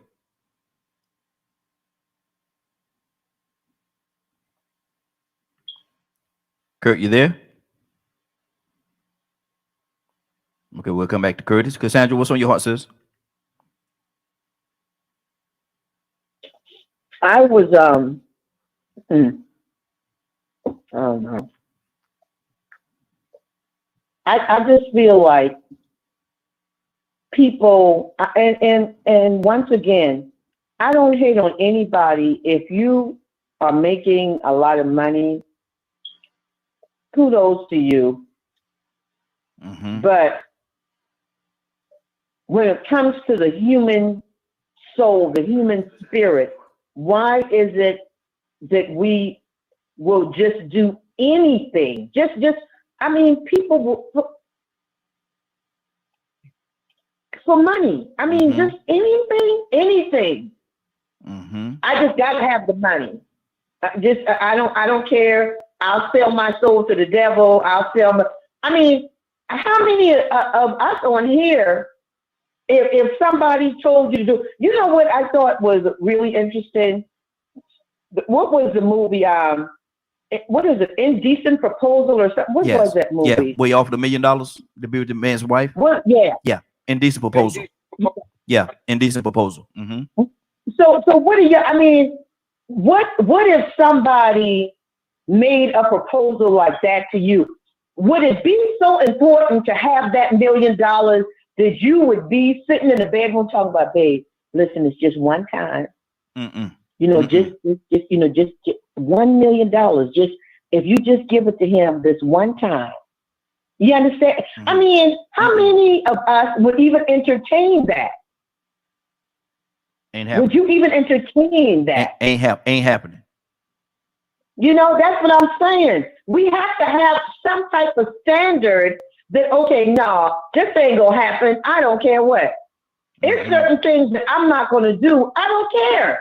I don't care how much money you present to me. It's not gonna happen. But you have people, you have young people and older people that they will do anything to get that money in their hand. And what Rico said about the young lady having the baby just to sell the baby, just to sell it to get the money. Don't care nothing about the baby. Don't care. And this baby is growing in her for 9 months, and she's gonna go out there and just just for that money, just so she gonna make sure that she take care of herself to a certain level and make sure the baby is healthy, so she can sell the baby and just get the money. That's crazy. That's crazy to me. Curtis, I heard you back, brother. What's on your heart? Well, you know what's real shameful with this whole thing? Is that people will use the ideology of capitalism to justify maladaptive behavior. To justify moral bankruptcy.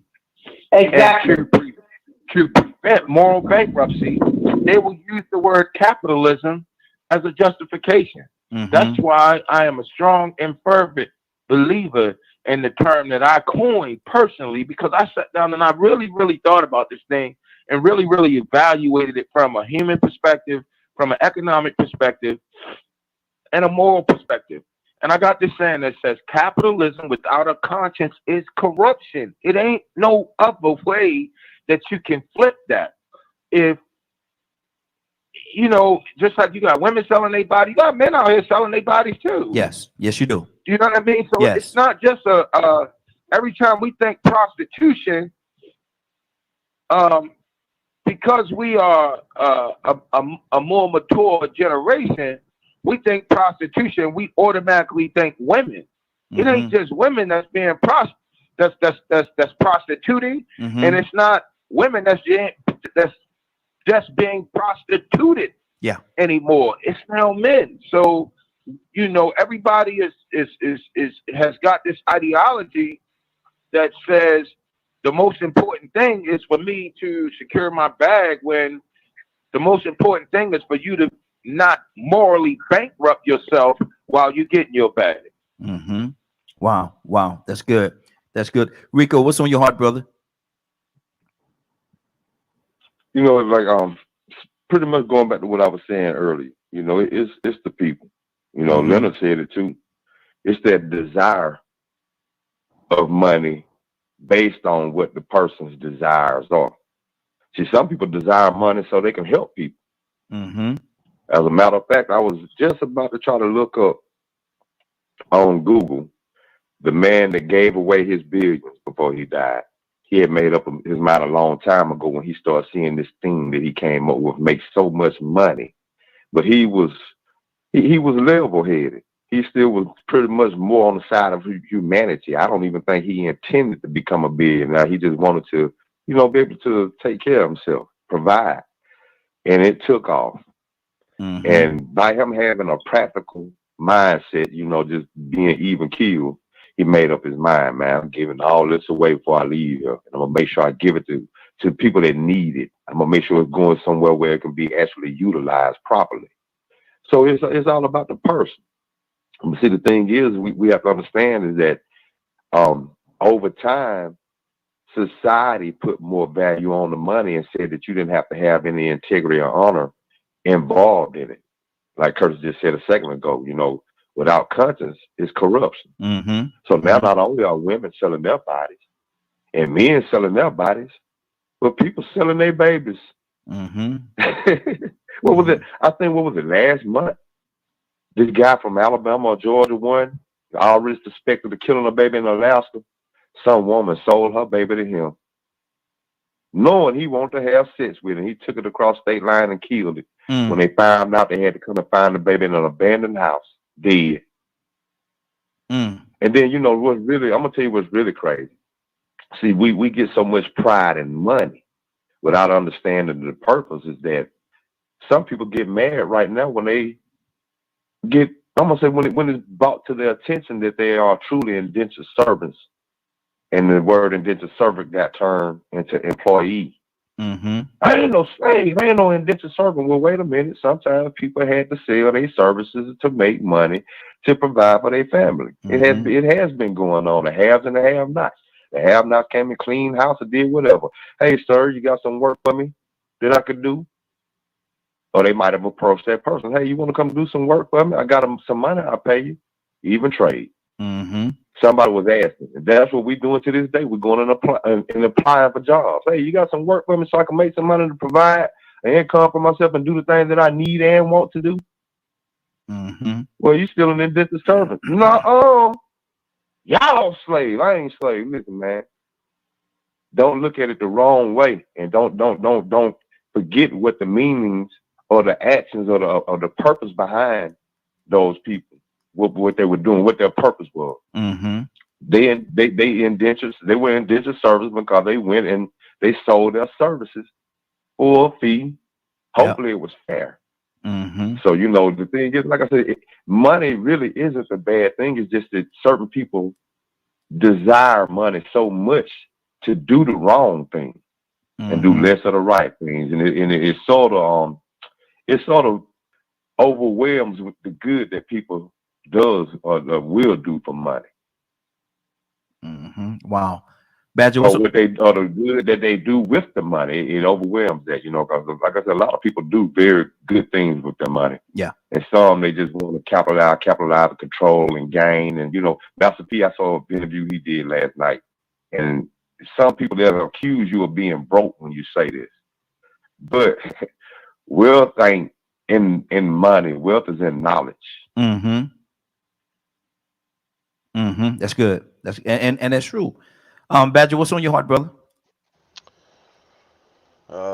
Just sitting here listening to everybody, and I had Facebook pulled up, and something popped up in my feed,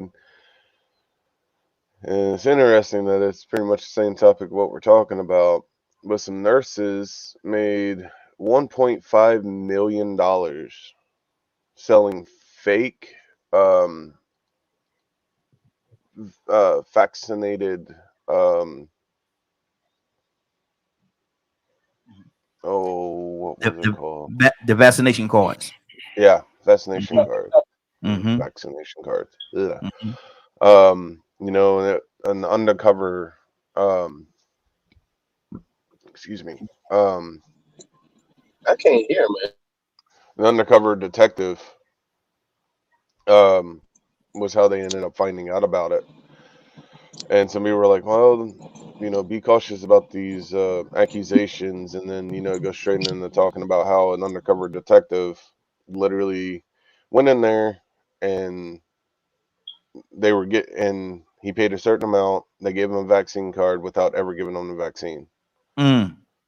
So, like, if people can find a way to make money, even if it's unmoral, people will do it.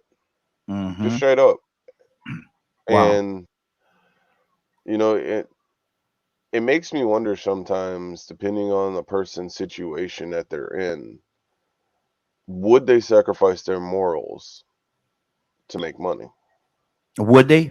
They do it all the time. They do it all, unfortunate, but yeah, they people do it all the time. But then again, it like I say, it depends on how perception. Some people say, they just doing what they got to do to make it and to get ahead, because some people in a situation where, the options are limited. See, if I made 1.5 mil, I'd end up giving almost all of it away. Well, I can't handle, I don't like a lot of money. I think money's too corrupt, in my opinion. Well, like Big and Small said, more money, more problems, and I'm over here to take away some of your problems. So send it on over here. I'll take some of it. What's on your heart, brother? No, I'm just listening because I don't have problems with money. I wish I had. I just pile it up. Just pile it up. I'm not. All this whining and morality and all that is just something I never considered. Because I don't care what you'll do to make money. That's your business. It has nothing to do with me. Now, the better question is, what would you do for it? What? Then let me ask you this question. You say that, and a lot of people say stuff like that, and they have the right to say what they want to say. But at the same time, what happens if what they're doing to make their money came knocking on your door? And go ahead. I mean, why would it? I don't understand the whole context. If a person that's on drugs come to your house and a real good friend of yours, and all of a sudden, every time they come to your house, you realize something different is missing. Every time they leave, something different is missing. They're doing something to make that money. They're taking your product to go out there and sell it to make the money to please a habit that they have. My job That's is to not keep them the out my door. house. That's my responsibility. But that still don't negate the fact that they've stole 10 things already. But you know what? It don't matter. Mm. It don't matter. That has nothing to do with money. Oh, it For has me, everything to do with money. that has everything to do with them people that's stealing. See, that's their problem. They steal it. From That's you. not my problem. Mm-hmm. I can take care of that part. Mm-hmm. Keep you out my house. But this notion that somehow everybody that this thing where we just group things together, where everybody selling dope is a problem for everybody. It's not. It's not. What may be a problem for you is not a problem for me. Like I will never sit here and say that I don't want no money. That don't make no sense. But see, I don't think I don't think that's necessarily what we're talking about. My thing is the example that you gave a second ago of somebody is selling drugs in my community. It is a problem for me because that's the repercussions from that, the ripple effect of that is going to affect my household in some kind of way because of the fact that now I have to be mindful of what's going on. Now you got these people that's addicted to this drug. Now I got to be mindful, take care of my household, make sure that what you're doing ain't gonna come into here. And now you're trying to take something out of my house or affect my family in some kind of way. So I think and everybody look at things and view things differently. I understand it and I respect that. But my thing is, I think it does have an effect. I think it will affect my household in some kind of way. Tucson, what do you say to that? Am I off base, brother? Well, it depends on the looker or the hearer, because I was thinking about a few things that were said, and some people feel, and I just have to be careful because I don't want it to be one of these subjects that we have a fallout. About some comment that are made. So we ain't gonna fall out. We family, man. We just talk. I know we family. We just talk openly. You know what I mean? Ain't no fallouts. We ain't gonna do that. I know that. I know. Oh yes, we will. Yes, we will. Yes, we will. Yeah, we will. And look, because just for instance, me, I would love to come across a few $1 million. Sure would. It wouldn't be a problem for me.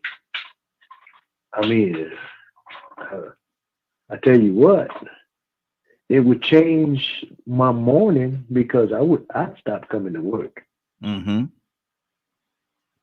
Because something Rico said that came across, and it kind of shocked me a little bit, but then he got a point because before I got the job that I have now, I applied for it, and during the interview, I told him, I said, here's what's going to happen. I said, the only reason why I'm here because you know that I'm going to raise sane by not giving me the interview because you feel like I'm not the person for it. No, that ain't true. I said, no, you already done picked out who you want. But here's how this is going to turn out.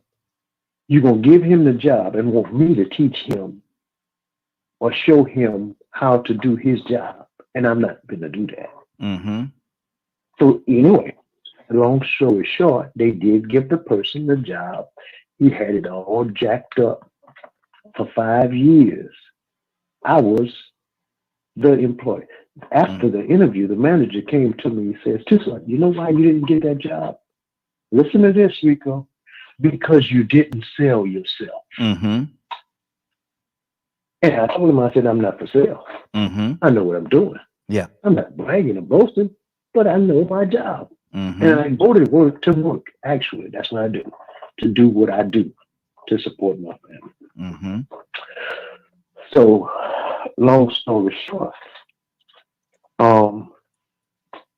some people compromise to make a living. They lower their standards for a salary. But I tell you this, I mean, I'm just saying,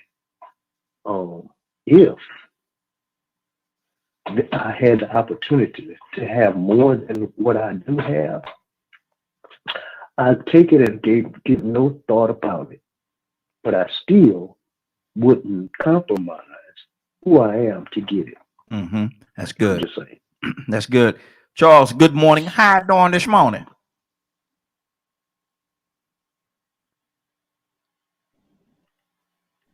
Charles, can you hear me? Yeah, I can hear you. Can you hear me? Yes, sir. Yes, sir. We're talking about what would someone do for money, money, money. Is there any limitations to what people would do for money? Is there any limitations? Do people set boundaries as to what hurdle they would not jump over to get or obtain money? Well, money. People do anything for money, man. What kind of question is that? We all know that people do anything for money. Now, if you ask me personally, will I do anything for money? That's a no. But people out there still kill and destroy for money. That's every day. They kill you for a nickel. They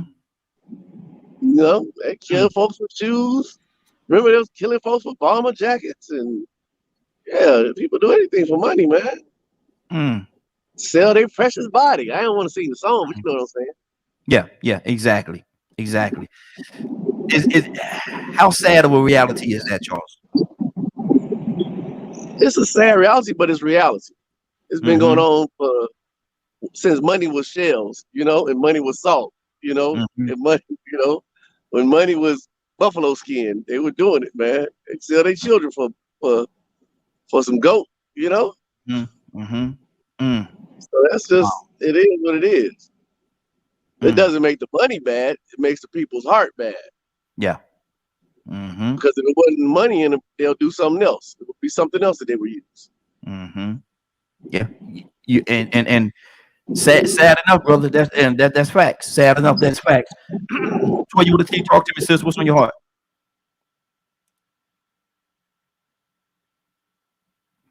Toya, you there? Yeah, I'm here. Yeah. So, it's just like this, something weird about money. But while we're talking about it, how many of us, if someone come to try to take some of your material things or your money and you had a pistol, you're killing them? A lot of people probably would. Yeah. Not me. I know I would. Not me.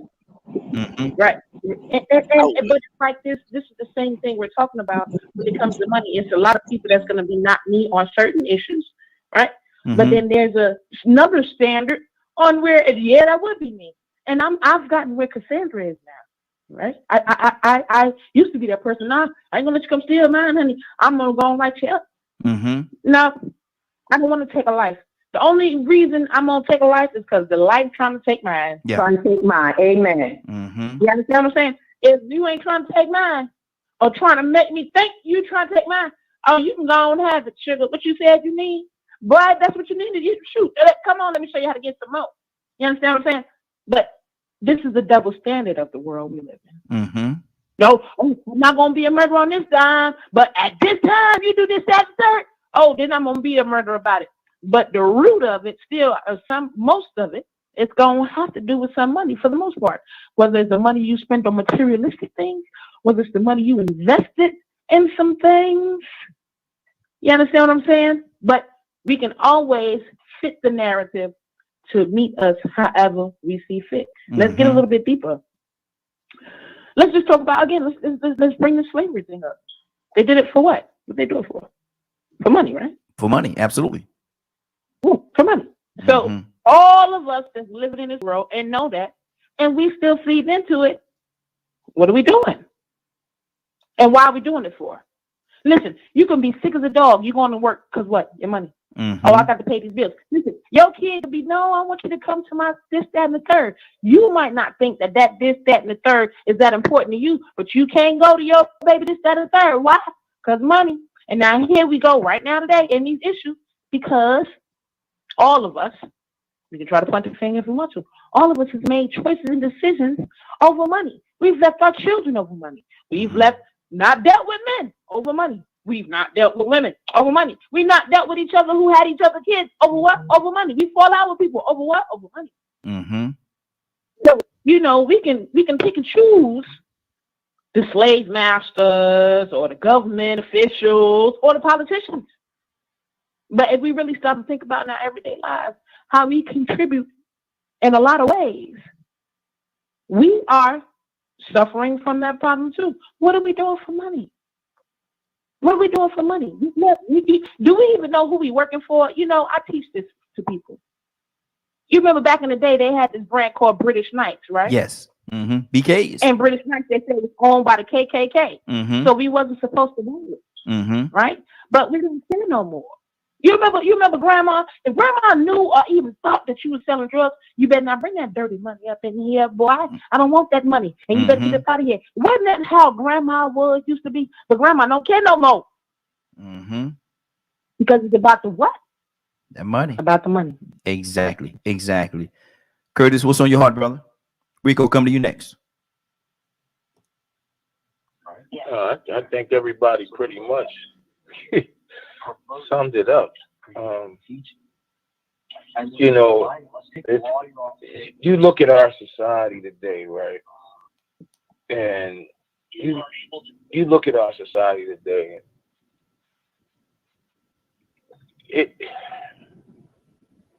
It just goes to show us that the devil, Satan is always busy, man. And he moves from one thing to the next. You know, it's always amazing to me how the basic instruction before leaving Earth tells you Satan's playbook, but yet because we choose to be so ignorant, we can't see certain things. But what has always bothered me in this whole process is how we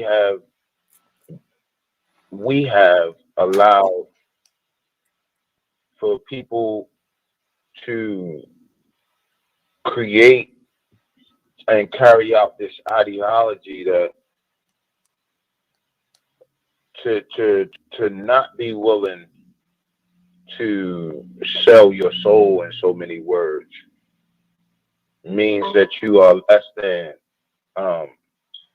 in some kind of way, or to not be willing to do A says that you are less than when you know that morally it is wrong.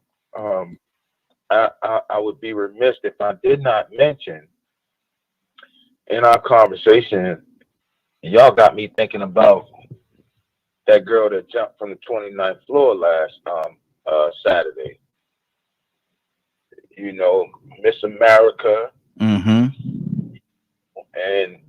you know, had a star-studded career. She done won 2 daytime Emmys, and you know.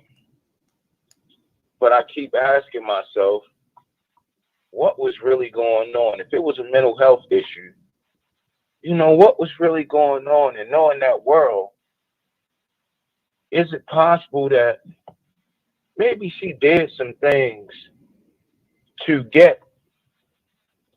secure that bag that just in terms of mental health just created a mental health issue? I'm Miss America. Hold on, I done had to do the most obscene and I done morally bankrupted myself.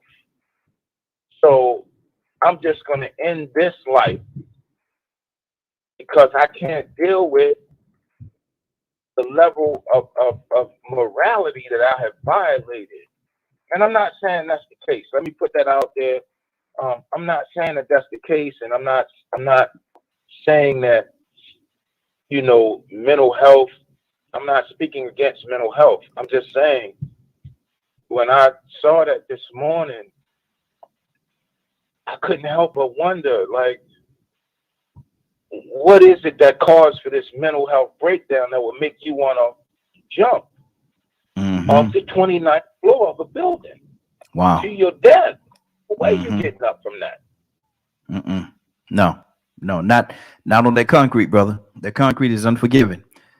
Rico, what's and it's sad, man, that had to happen, man, and no one saw the telltale signs of possibly something going on. If she revealed some of the signs, maybe she was just within herself, carried it within herself, and didn't show any signs at all. And so it's very unfortunate that happened. Rico, what's on your heart, brother? Yeah, that's sad, man. That's a sad situation. Sometimes you think people have all the, I'm gonna say, access or the potential to get the access to anything they want to have in the world, and they're still not happy. You know, it's hard to comprehend that, but then that goes to show you sometimes that all the attention and fame and money in the world ain't enough.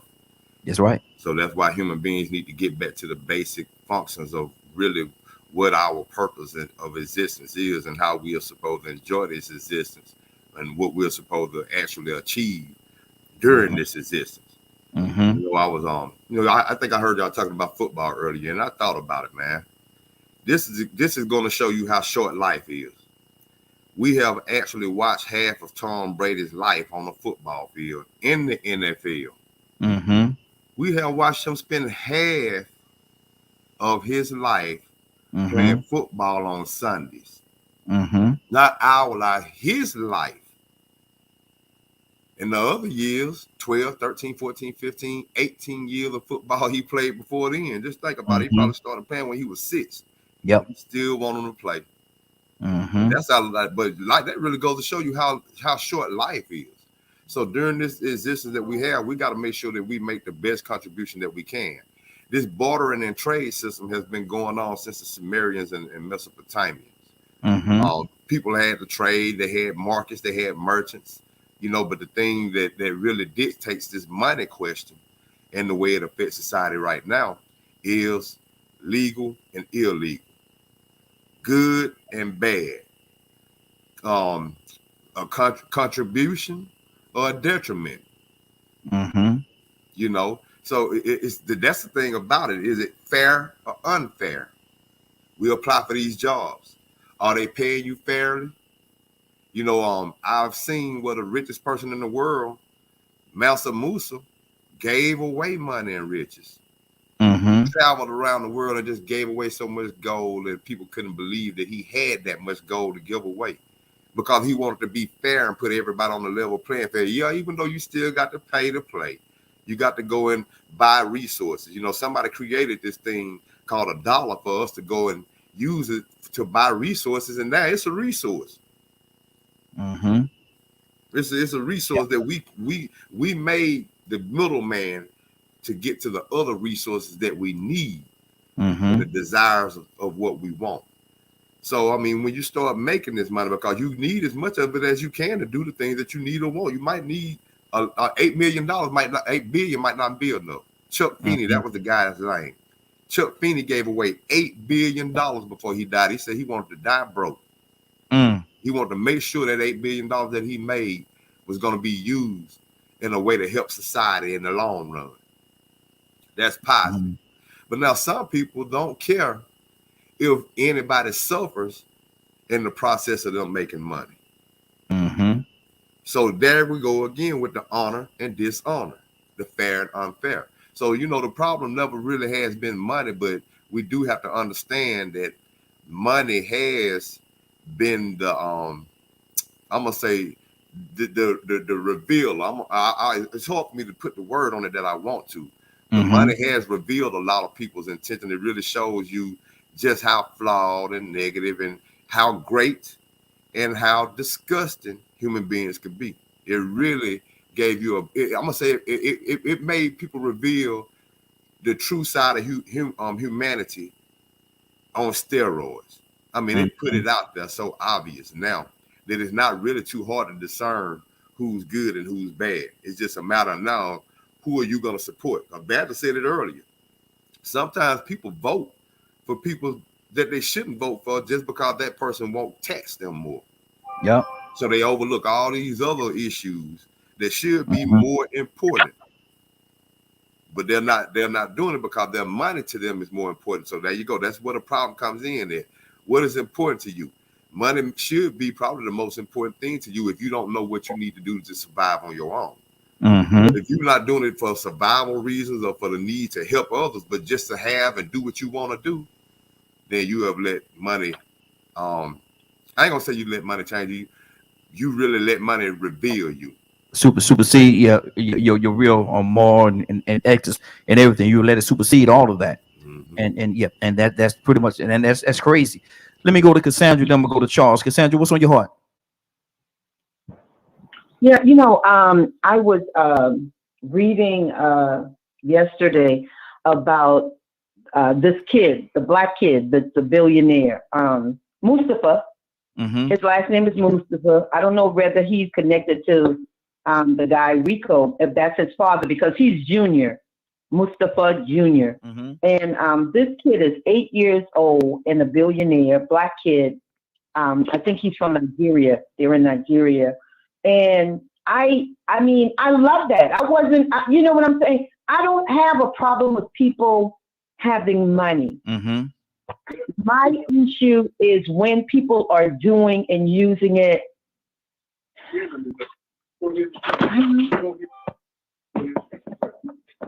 Just where. Okay. Let me throw this out. I have a question. Okay. Your 12-year-old niece is taken by human traffickers, right? Okay, let me go up 2 more years. Your 14-year-old niece is taken by human traffickers, and she's being sold and things. The whole idea behind human trafficking is what? Money. Yeah. Money. It's a business. It's a business. Yeah. And your 14-year-old niece has been taken, and so do you not care that they make that? Well, I don't care if they're making money. I mean, I don't care how people make their money. Would that be your? I don't. Maybe I'm missing something. But I do care how people make money. Because if it's hurting my community, why would I not care how they're making money? That's the drug dealer. I had a son that was a drug dealer. And my son used to try to give me money all the time. And you know what? No. There are mothers selling themselves and their babies to buy drugs from you. I don't want that money. Yeah. That's blood money as far as I'm concerned. So I do care about people making money, and especially when it's at the detriment of someone else. Yeah, absolutely. Charles, what's on your heart, brother? Yeah, I agree with Cassandra on that. I do care how people do make money because it's, dirt is dirt and dirt money. Charles, would let their child be drug dealers in the neighborhood that they live in and sell drugs to their family members and stuff like that. I never understood that. But going back to a couple of questions ago, I think somebody said something about would a person shoot a person or injure a person or kill a person if they try to steal from them? And they'll say, well, you put money over life. Thing is that the way I look at it is that person put their life on the line. So they don't think as much over for their life. You get what I'm saying? People say, well, you put your material stuff over somebody's life. Well, they put their life, they put my material stuff over their life. You get what I'm saying? If you know that the end is that could be death, if we, us Bible people, we know some sin causes death. Don't do those type things. You know what I'm saying? It's not that I praise money. Even Jesus said, give Caesar what due to him. So this is something that we need even to help other people. Like Rico was saying, for me to make money, I can't be broke and help people. I have to have money in my pocket to help people. You understand? So the way I help my family members or people out there who need me, I'm opening up a company in Africa right now because I have the money to do so. And this guy in Africa don't have it. You get it? Mm-hmm. So without this money to help this guy open a business in Africa, which would be our business in Africa and Kenya, I don't have it. We don't have it going on like that. But we do now because I have the money to do so. So it can be a good way and it can be a bad way. It can be used in a good way. It can be used in a bad way. To love it over anybody else, to me, is bad. Mm-hmm. That's to good. Understand it and use it to help people is good. Mm-hmm. And one more thing before I go. British Knight was not owned by the KKK. It was owned by and we know Jews and the KKK do not love each other. They hate each other. Mm-hmm. So yeah, it was owned by, I think, Sports or something like that. Some company like that, but they failed anyway. Okay. It failed. Yeah, it did. It did. Badger, what's on your heart, brother? Man, just this conversation, especially, it, my opinions of greed and things like that. It's just absolutely horrendous. I have such an issue with this day and age of the greed that is in America that I'm just, I guess shocked is a really good word. I think Badger, just to intervene just for a second, I think that greed is all over the world, though. I don't think it's just here in America. I think people are greedy everywhere. Yeah. Mm-hmm. Greed has led to so much just, oh man, dude. I just find it absolutely crazy Mm-hmm. how much, how do you word that? I'm trying to figure out nice ways to word certain things. Mm-hmm. This the Morning Glow, brother. Say it. I know. Our world is screwed up. Mm-hmm. The monetary value is held higher than another human's life, and I find Mm-hmm. that absolutely disturbing. So, Badger, to answer that question, I'm gonna ask you this question. I'm gonna run to somebody else. If somebody was in your house taking your material things, stealing your stuff, and you walked in and you caught them, would you shoot them, or what would you do in that situation, or just open the door and help them carry it to the car? Well, that depends on the situation. Mm-hmm. If they're, how do you how do you word that?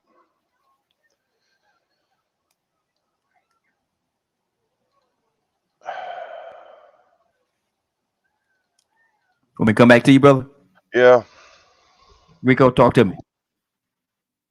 Man, it's pretty simple, man. I guess this is why I think I sort of figure out what my specialty is, I guess, or where I might be better at, is looking at the other side of things. And what I do have to understand is people don't like getting in trouble. And they don't like going to jail. They don't like going to prison. They don't like suffering them consequences. And I ask myself this question all the time because I've been watching First 48 since the first show.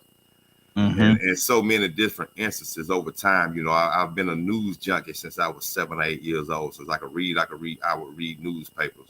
I would argue with my parents to stay up late to watch the late night news before I went to bed for school the next morning. And they would let me stay up later than them, Mm-hmm. finish watching the news. And in the process of watching this, man, I see a lot of times that people would rob people that were innocent and vulnerable and kill them anyway. And I asked myself, man, why they kill them? Then you start seeing surveillance footage of people getting robbed. And then you see somebody just comply. Person just pull the gun up and shoot them in the head no way. Anyway. Wow. Mm-hmm. No reason you think they said, man, they didn't even have to do that. Yep. Why did they do that? So now when you start putting yourself in the situation of the person that's doing a robbery, see, some people gonna say, well, I can't put myself in those shoes. I could never do anything like that. Well, you will end up on the other side of it then. Mm-hmm. Because what they doing, they gonna kill you because number one, they already done sunk to a place so low to even come in and want to take. Number one, that's a disrespect to themselves as a human being anyway. But then to do that and say, I don't want to get in trouble. I don't want to get caught. I don't want to go to prison. So what you gonna do? Well, they gonna tell you gotta kill him. I saw a man just got released on well, I don't think he's been released yet. I think they tried to release him. It's a show on A&E, same channel First 48 comes on, called Acquitted or something like that, accused, guilty or innocent. And this guy took the rap for his bigger brother. And the bigger brother lied for over 25, maybe 30 years that his younger brother killed this guy when it was really him. The younger brother was really just a tag along. Killed a man coming out of the Publix in Jacksonville, Florida. And the younger brother didn't want to go along with it, but then at the same time, he didn't want his big brother to get in trouble for the murder because he had already been in so much trouble. So he didn't think he was going to have to do this kind of time for that crime. But the thing was that, the fact that the brother didn't want to get in trouble. So he sacrificed the little brother. But then in the process, he killed the man because he didn't want the man to identify him. Yeah. So saying that you won't kill somebody because they're trying to rob you, you got to remember that after this man robbed you, or this woman or whoever, they might not want any witnesses. No matter how much you comply. See, we watch enough news and see enough true stories and notice a lot of people have complied and still didn't come out on top. I saw a man, him and his wife complied, tried to sell their boats so they could buy a house to be closer to their grandchildren in Mexico. They complied with the people that robbed them, and the people still tied them to their ankle, pushed them overboard alive, and let them listen to the chain hitting the boat as it just went farther and farther into the water. They just had to wait for that anchor to pull them, and they knew that when that anchor hit them, it was over with. And they tried to hang on the best as they could. Can you imagine trying to hang on to a boat with your hands tied behind your back to keep the boat getting pulled underwater? So, I mean, these people will do you like that. I mean, so, yeah, if somebody trying to come and take something from me, man, it might not depend on the situation because I don't know what they got or what their intentions are. I just know that they sunk to a level to violate me and mine. And they might kill me in the process because if you will do this, I'm pretty sure you don't want to get in trouble for it. Exactly. Hold on, y'all. I gotta do something real quick. Hold on. While you do that, let me go to while I get myself set up here. Let me go to who we got left here. Let me go back to Curtis. Curtis, I'm gonna unmute your line. You have some background noise going on there. Unmute you. Curtis, what's on your heart, brother? Oh, nothing, man. I wish Brother Charles the massive amount of success that I can wish. Because he is definitely embarking on a venture that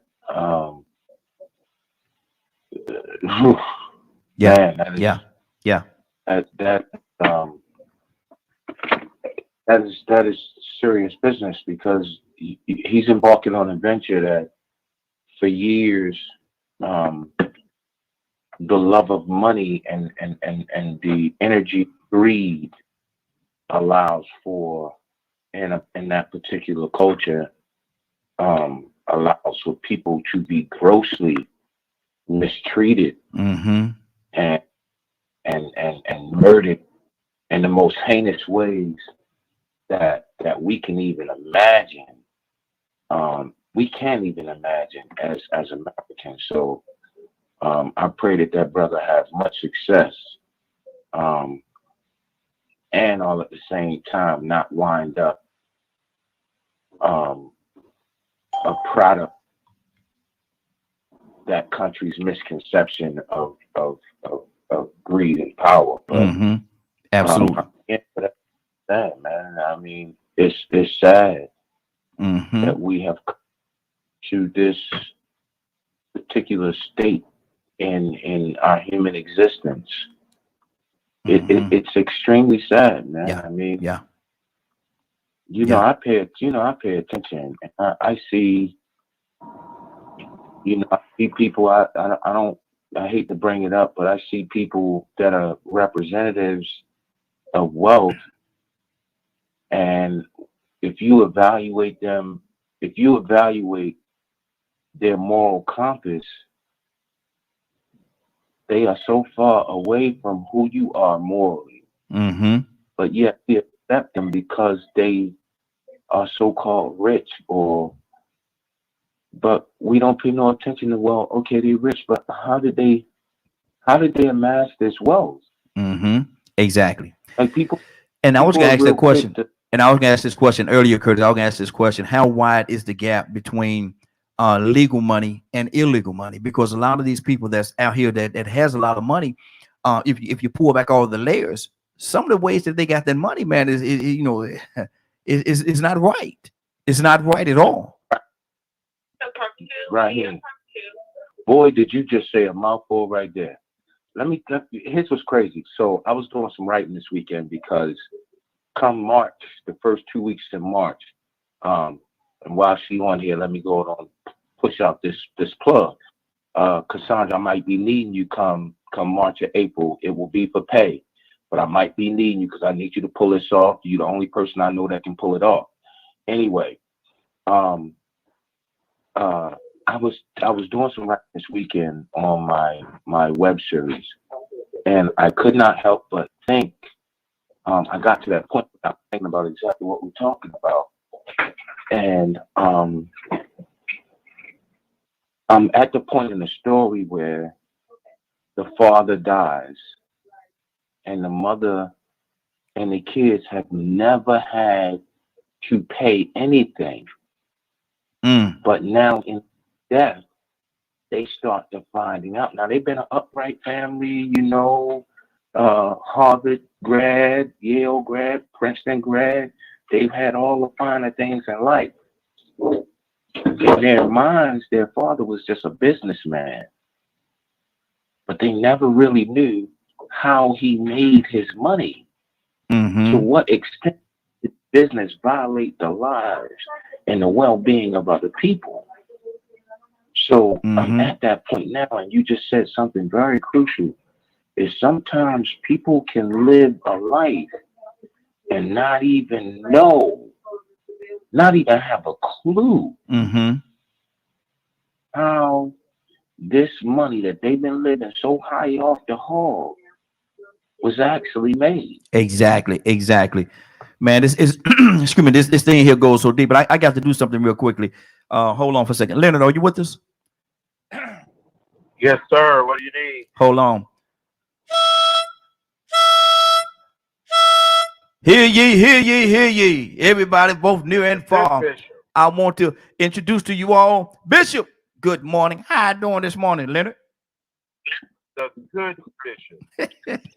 Man, I tell you, just good morning. Good morning, sir. How you doing this morning? Man, I'm doing good. Man, look here. We're talking about money. What would one do for money?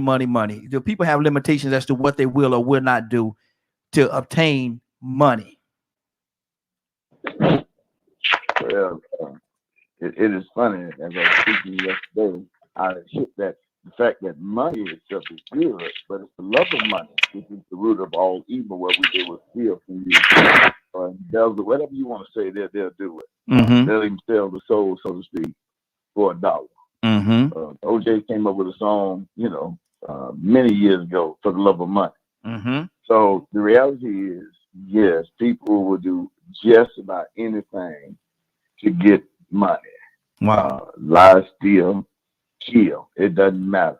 If they want it, they're gonna do what they need to do to get it. So, yeah.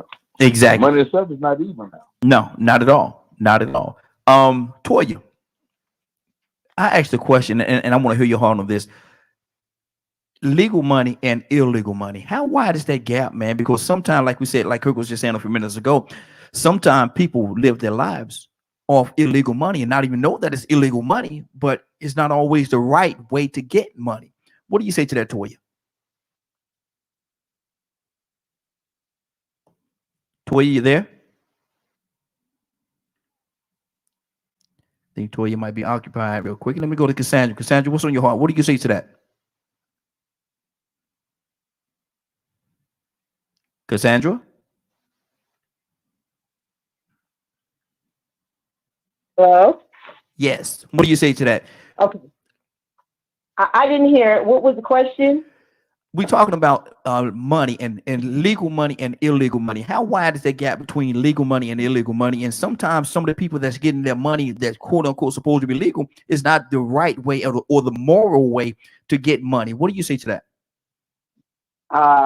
That takes me back to that old song. There's a thin line between love and hate. There's a thin line between the legal and the illegal, because we have a lot of people that's treading the line, treading that line, that fine line, that at any minute it could cost them their life or their freedom. Think about it. Yeah, absolutely. At any minute it could cost them their life or their freedom. So it's a real thin line. Wow.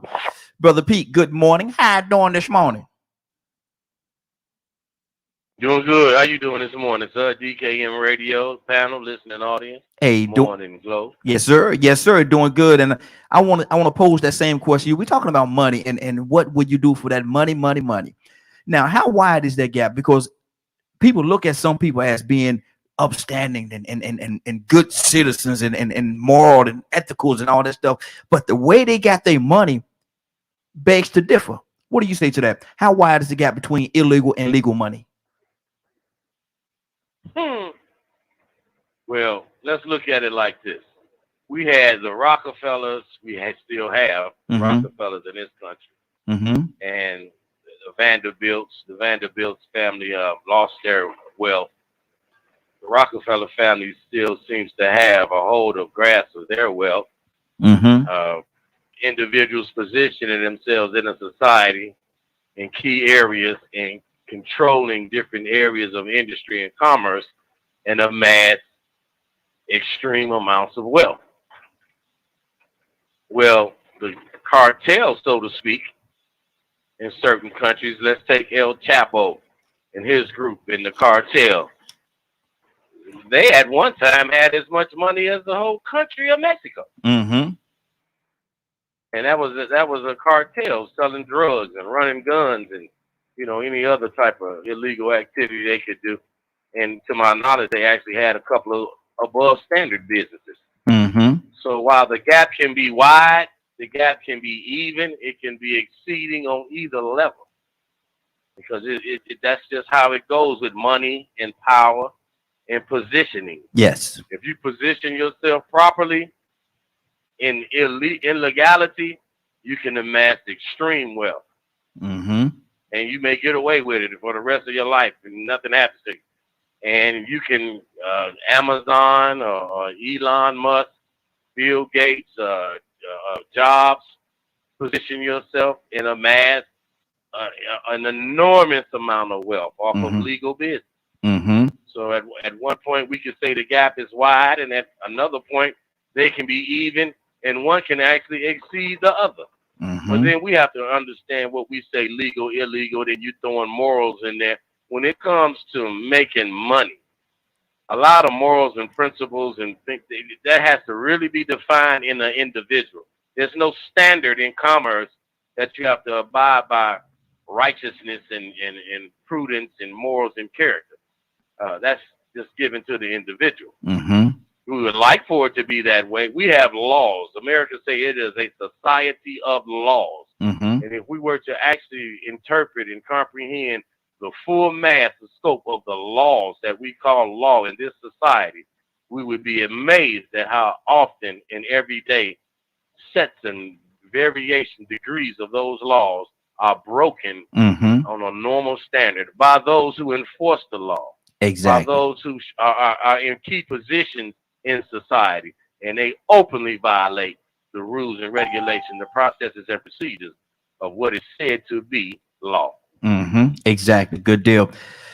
I want to drop something right here that people may or may not know. But Anderson Cooper, a lot of y'all may know this already though. Anderson Cooper, the guy from CNN, that is Gloria Vanderbilt's son. All y'all knew that? Yeah, I knew it, Ryan. Yeah. That's and he tells the story about how, like Pete just said, by the time he really came about to know what's going on, they had lost all the money, man. They had pretty much lost. He had nothing. Nothing was left to him because there was nothing left. All the money was gone. Leonard, what's on your heart, brother? You know, can you hear me right? Yes. Okay. Hey, you're kind of breaking up a little bit there, Leonard. You're breaking up a little bit. Yeah, I am. Okay. Let me come back to you, Leonard. Your phone line is breaking up on me just a little bit. It's breaking up on me, so I want to make sure everybody be able to hear you. Okay. Let's go to who else we got on the phone right here? Yeah. Oh, okay. Boy, you want to see you back with us?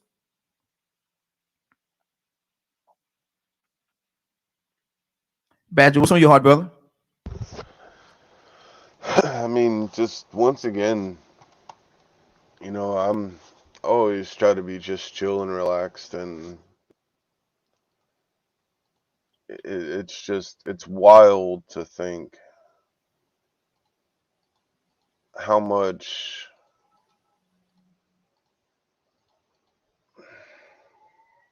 man, dude.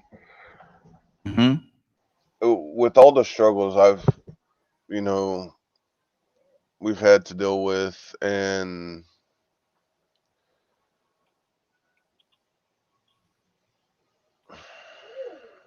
how do Come on, Badger.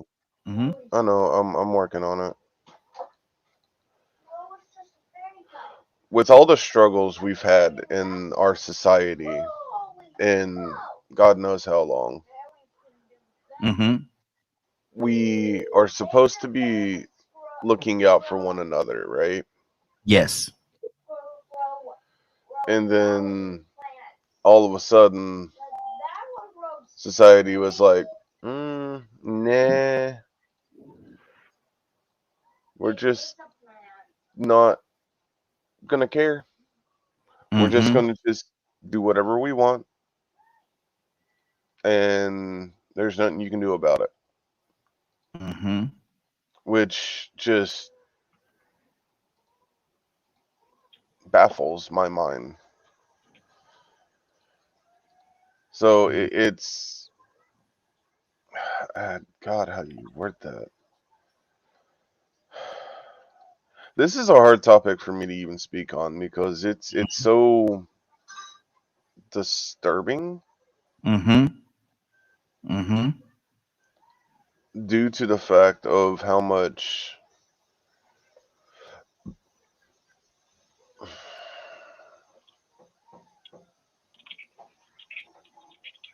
I don't even know how to say. Okay, I understand. It's a tough topic, man, because it deals with a lot of realities that a lot of times people don't want to deal with. Not necessarily you yourself, but just as a society, people don't want to deal with it. Let me go to Leonard. Leonard, what's on your heart, brother?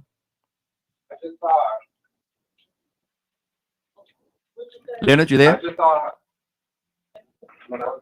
Okay. Kirk got some stuff going on in his background there. He had to mute his line. Leonard, are you there? Try to. Yeah. Okay. Let me. I'm trying to catch back up with you, brother. Let me see. Do we have a better connection? What's on your heart right now? Well, it's very like people have their different views of money, and like I said before, many of those views are tied into that one piece of scripture. And Bishop made it plain: the love of money, yes, is the root of evil. The love of it. Yes. Now, money should be used. That's what it's for. It doesn't, like I said before, I don't have that experience where people got money and all of a sudden they changed up. Did they become better people? Did they become worse people? I don't know. I don't sit around and talk to people and obsess over money like that. Or do just like I have my opinion about guns. Yeah. We blame so much on what we use to satisfy ourselves. And then people are trying to separate themselves from that behavior. I don't care what you say. You ain't got no money, you got a problem. I mean, that's clear across the board. So I don't know how people paying their bills or whatever. You know what I did so horrible for money? I worked in a trash place, and I picked trash. Before they had these great recycling machines, I stand in a dump while a person backed the truck up and jumped trash and went through it. That's a dirty job. They don't make me no better than you or nobody else. But that's a dirty job. That's what I did for money.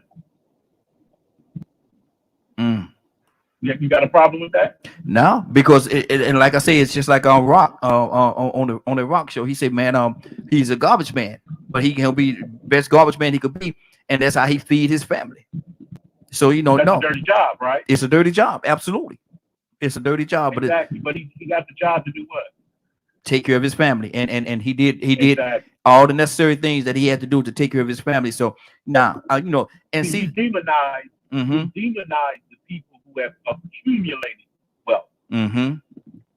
But we treat other people trying to get there completely different. Wow. And that's when I'm having the biggest issue. By the way, my cash app is Lynn Joe. And I put mine out there too. As a matter of fact, $DKM Radio. You want to send some money? $DKM Radio. Send it right there. I guarantee you to get to me. Ching ching. I want to hear that ding going on. It depends on what money means to you. Yeah. Money don't mean nothing to me. Money is to be used, bro. Exactly. Rico, what's on your heart, brother? Yeah, I agree with Leonard wholeheartedly on that. That's why sometimes I have to go back and retract how I express myself when I start saying things that's wrong with society. Sometimes I'll say the word capitalism, but it's not really capitalism. It's the desires of people in capitalism and profit from it. See, money is an object, just like sex. You know what I'm saying? It's something that you reward yourself with. It is a resource. And so in the process of you having that gun, that money, or trying to get that sex, or you having are you causing any harm? Are you doing any good? Yeah. Like, okay, say for instance, you were talking about the legalities and the illegalities of it. Well, that should be expressed with quotation marks. Because right now, if somebody in Alabama was to sell an ounce of weed, they go into prison, but then they can go right to Washington or California and go in the store and buy the same ounce of better weed. Yeah. Better weed. Because somebody said, you know what, man, it's profitable. And now we done found out a way that we can make it profitable, and they don't make as much money on the street selling it as we can. It was legal once before anyway, just like coke and all this other stuff. Wasn't no problem until there was an agenda came around. See, and that's where the problem comes in, that when people start making their minds up because they desire money, the things that they do to get that money, the things that they do to get that sex, the things that they do when they get the money, or when they get the sex, when they get the guns. So what's your purpose with the money? That's really where the problem comes in with these type of questions. Money isn't the problem. It's just a matter of the people that have the money and what they do with it, who has the money, because it is a necessity, and if you abuse it, that's where the problem comes in, the abuse of sex, the abuse of guns, the violence that comes with it, the abuse of money. I've heard a scene in the past where you had kings that were in favor by the people. The people really favored the king or the leaders of the boss. But then sometimes these bosses and kings and leaders had little cracks in their armor. And somebody, probably with money, that wanted some influence and wanted something done that was going to benefit them, but it really wasn't fair, found out how to use that money to tap into those cracks and send somebody like Jeff Epstein did to record you and say, now, look where I got you. You see what you were doing with this little 15-year-old girl? I think I have a lot of ideas for Victoria's Secret. I'd be such a valuable member, especially if I had like 30% of the stocks. You ain't even got to put it out there. That man gonna give up them stocks. Everybody wondering how Epstein had all this man's assets. How did he have all this on these people? Then you find out he bribed them, he extorted them to get money out of them. So he can continue to do more harm and abuse more little girls. So he abuses money. So I mean, you know, it really goes back to who is calling things legal and illegal. You could go some places and buy a woman legally and have all the sex you want. She'll blow your mind. If you ain't careful, you might call home and tell them you ain't never coming back. Exactly. But you can legally do that. Right now in Georgia, you can maneuver around it. They changed it up and start calling it escort services. It's a date. I just read it was a story on, I think it happens a lot in Atlanta. A man got killed maybe a night or two ago by two younger females with the promise of a date. What is dating now? You know what kind of date that was. Like I said, I see it on First 48 all the time. But see, they baited him up and they abused the promise of sex. And he was ready to get abused and pay whatever money that they wanted to buy that sex. Yep. So that was both instances. People were abusing it and using good things for the wrong purposes. Wow. And that's exactly what a part of this conversation is all about, man. Shining the light on different things, man. Cassandra, are you back with us? Yes, I am. What's on your heart, sis? We've covered a lot. So what's on your heart right now? No, I'm just, you know, I'm glad that we had this conversation because, you know, and please, y'all believe me, I have no problem with people having money, lots and lots of money, whatever. I mean, it's all good with me. I just am concerned about, and I am a moral person, so I want to see, and everybody ain't moral, and I ain't trying to make everybody moral, but I just want us to be more concerned about when people are being injured or harmed as a result of you trying to get your money, get yours. Like, I'm going to get mine. I don't care who gets hurt in the process, you know, blase, blase, blase.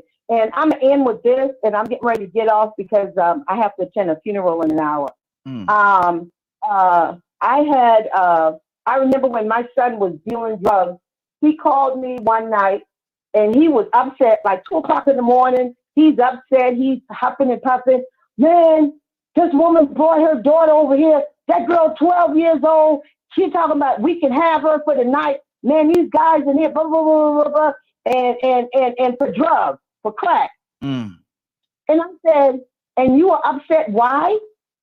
You understand? I wanted to give it to him in a way where he would think about that. You selling the damn drugs. Hey! You selling the drugs. That she is out there trying to give her a child for. And I told them guys, none of them better not, you know, tell her, yeah, boom, boom, boom, boom, boom, boom, boom, boom. But you doing it. We do things in our own community for money, and then we getting mad about the state of our community. Come on. Exactly. Wow. And see, and that's the part. That's the dirty side of it right there, man. Pete, that's the dirty side of it, man. 12-year-old daughter, you gonna bring your 12-year-old daughter, tell these grown men you can have her for tonight. Your 12-year-old daughter, you can have her for tonight. Just give me what I want and take her. What you have in your possession is much more valuable to me than my daughter and her well-being and everything else that ties into her psyche. What's gonna be going on with her after this episode is over? Pete, that's heartbreaking, brother. What's on your heart? Pete, you there? Yes, sir. I was trying to make sure you said me. I'm sorry. Yes, sir. Well, like you said, that's the brutal reality of the love for money. You said the original question was, you know, what would we do for money?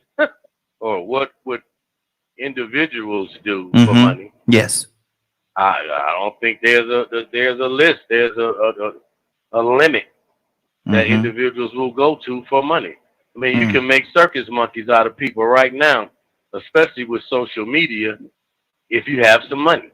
You can have men dress like women and act like it, girls act like boys, perform all type of lewd acts jump off a building. I mean, jump in front of a car. There's no limit to what people will do, depending on what you offer them, you know, concerning the amount of the money, the compensation. You see it all the time. I mean, it's all type of madness. So there's no limit to that. The bishop broke it down. The love of money. The love of money. So our value system and what's meaningful. Leonard said, if you don't have money, you have a problem. Exactly. So it's a necessary, you know, acquirement. But now, to what extent? To what degree? I mean, how far are we willing to go for money? If you had all the money in the world, now what? What's next? You complete? You happy? Everything is good now? No, because you got to worry about who's gonna try to take it from you. Who's looking for you to you sneeze on them so they can sue you? You know, come on. Exactly. Who's trying to steal it, defraud you? Your accountant is your brother trying to get at your money. Your brother want to kill you so he can get the money. I mean, your son want to kill you. He can get the money. Your wife wants you to die so she can get. Good Lord. I mean, I thought it was going to be wonderful when I got all the money. Now I got a whole other study issue. Done jumped out of nowhere. Where am I going to put all this money? In what form of safety net am I going to put it in order to keep my money? So now you to that money. Now you got to then you got to use money to protect your money against the people that want your money. Exactly. You was trying to make money because you didn't have money. You thought that you were spending too much money. Then you worked, you labor, did whatever, and got a bunch of money. And now you're trying to figure out what you got to do to keep the money. There's no end to it. Exactly. Now somebody that came in my feed talking about my Steelers and then talking about some who they talking about them doggone Cincinnati Bengals. Boy, I tell you, y'all something else over there. Y'all are something else over there. Let me go to Bishop. Bishop, what's on your heart? Congratulations, Cincinnati. Good game. Bishop, what's on your heart? Hey, man, I'll tell you the truth. Great conversation as usual, discussing the issues that people seem to make the focal point for their lives. Money. Got to have it. I don't care how I get it. I got to get mine. And that's you know, the mindset that some have. And I applaud Leonard when Leonard was talking about, you know, working as a sanitation engineer, again, a proper name of trash man or something, to say, be the doggone best trash man you can be. You're making money legal and right, honest. You're not going on breaking nobody's house and stealing and selling their stuff at the hawk shop or at the flea market, trying to make money, just, you know, in a deceptive way. So, you know, at the end of the day, I ain't never been mad at nobody getting a hustle. But I always been mad at somebody breaking into my house, stealing what's mine, when I work real hard. And if it comes to you in the right mindset, you can teach them how to make money, or you can put them to work and let them make your money. You know? And that's what they can do. So they don't want to do it right.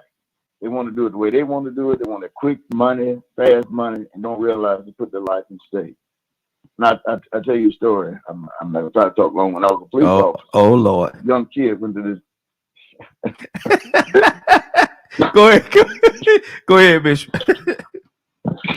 You ain't got to afraid though. Oh, man, anyway, young kid goes to break into this guy's house. I get dispatched to the call, get there. And so, you know, the scene is very quiet. I don't see anything. Go to the front, to the back. Then I knock on the door. The guy opens the door, said somebody just tried to rob me. And I'm like, what? I said, well, what happened? He said, well, they had a gun, they shot at me, and I shot back at them. Now, I think Rico was saying this, my mind serving me right, how folks, what they'll do to get yours. They was going to break into the man's house and kill him for his stuff that he worked hard for. But fortunately, with the word I just said, the guy was able to hit the crook. Young crook took off running. Radio puts out dispatch man down. So I'm listening to the radio while I'm dealing with this case. And I asked him to describe what the young fella had on.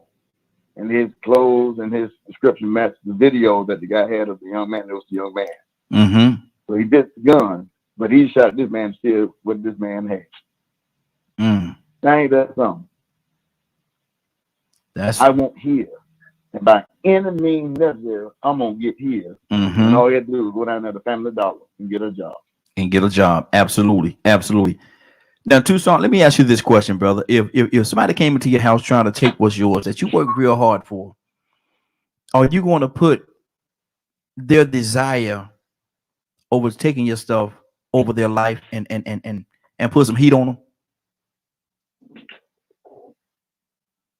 It ain't got nothing to do with it. You come to my house, you're not invited. Mm-hmm. You got some problems. I ain't worried about what's in the house. Mm-hmm. I don't care, because I'm not materialistic in my. If that's what comes out of my mouth. Mm-hmm. I'm not materialistic, mm-hmm. but I do value what I have. Okay. Now I don't want you at my house. That's the thing. Mm-hmm. You are not welcome. Mm-hmm. I got family members. You're not welcome. That's what I say. Mm-hmm. I done let you know that. I done took the welcome sign out. Ain't So no welcome you're sign. gonna show up at my house, mm-hmm. sir. Ain't no welcome sign at the door. No. So that should give you a clue from the get-go. Mm-hmm. It ain't about whether I got a big screen TV or 20-inch, Mm-hmm. 10-inch. I don't care if it's just a laptop. Mm-hmm. You're not welcome. I didn't give you an invitation to come. What you doing here? Mm-hmm. So you done broke the rules and decide on your own that you're gonna come. That's where the problem starts. Mm-hmm. Okay. You done put what you value over mine. Mm-hmm. And that's where the problem starts. That's just me. Now, maybe somebody else will say, okay, there was a pastor, local pastor in town, that somebody woke him and his wife out of their sleep. For some reason, they were in the house, and he shot them. Mm-hmm. They made a big issue because he's a local pastor that shot somebody for being in the house. What does that have anything to do? What does that have anything to do with him being a pastor? Exactly. Shoot somebody for being in the house. Mm-hmm. They ain't got no business in his house. I don't care if he's a drug dealer. You don't come in the drug dealer's house to take his drugs, because that's his house. That's his property, regardless of whether it's legal or not. People do different things for different reasons. Just because you do it, you don't do it, does not have anything to do with the next individual. Yeah. Yeah. Life is not in a box. Mm-hmm. And so is the value of people's imagination, I guess I could say. Mm-hmm. That's good. That's good. And just because I may want to, I'm gonna put this way out there. I may decide. Now I ain't gonna make too much money, but I may decide to work on a pole to take care of my family. Good God, good God. What the world? What the world going on? That's an ugly thing. Okay, I want to go to that show. Where the tickets at? Oh, Lord. I done made some money. I Lord. done made some money. See there? You know what I mean? I'm good. You want to talk about? Look, she ain't say she was gonna tip now. She said she want to go to the show. She ain't say she want to tip now. That's all. Well, ain't nothing to do. You got admission. I charge admission to get in. You think I'm a roll for free? Yo, the devil is a lie. Rico, This ain't no way of Spider-Man. That's what I'm talking about. Got my suit on. So do. Lord. And here go Cassandra co-sign. Here comes Cassandra co-sign of that mess. I'm going. She gonna leave the part of spider web everywhere. Everywhere. All over hell. In different colors. And then on Sunday morning, they talking about what Rev do. Get out of my business. Lord, let me do this real quick before we go any further. I gotta say happy birthday to a few people. This guy here, he been all over Janet Jackson's documentary, and y'all look at that. Janet Jackson had a beautiful documentary last night, man. Last couple of nights. Friday and Saturday, I think it was. And Mr. Justin Timberlake birthday is today. He's 40 years old. We're gonna keep this thing going. Mr. Jackie Robinson, we all know that he's no longer here with us. His birthday is today as well. And I have one more person I'm looking for here. I think that has a birthday today. Oh yeah, Miss Kerry Washington. Miss Kerry Washington is 44 years old today. So, and those are the people that they quote unquote say that are celebrities. But if you have a birthday today, you are just as much a celebrity as anybody else. It's just you mean just as much to the people that's in your circle as the celebrities mean to a lot of other people. So you're just as important. Happy birthday. You enjoy and celebrate your birthday to the fullest. Have a great day today. It belongs to you. Cassandra. Cassandra. Yes, sir. You couldn't hear over the loud music at that pole show, huh? You couldn't hear over the loud music. I understand. What's on your Yeah. heart?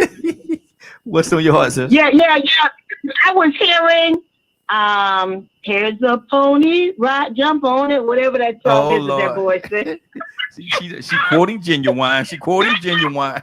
Bishop, close your ears, Bishop. Close your ears. I didn't say that. No, you said it out loud. You said it out very loud.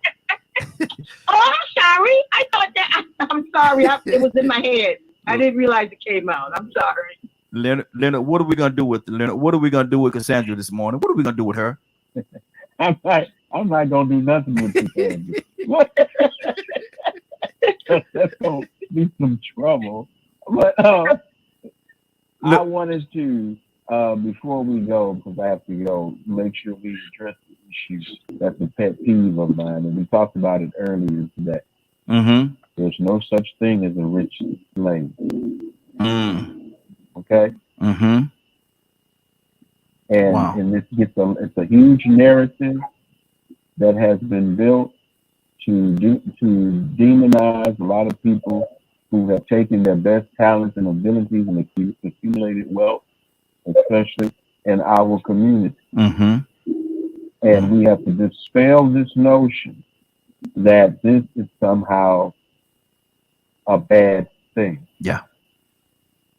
Mm-hmm. And we have to stand up against those people who are disrespecting our ancestors and their plight and what they suffered. Yeah. Exactly. You have not done that. Mm-hmm.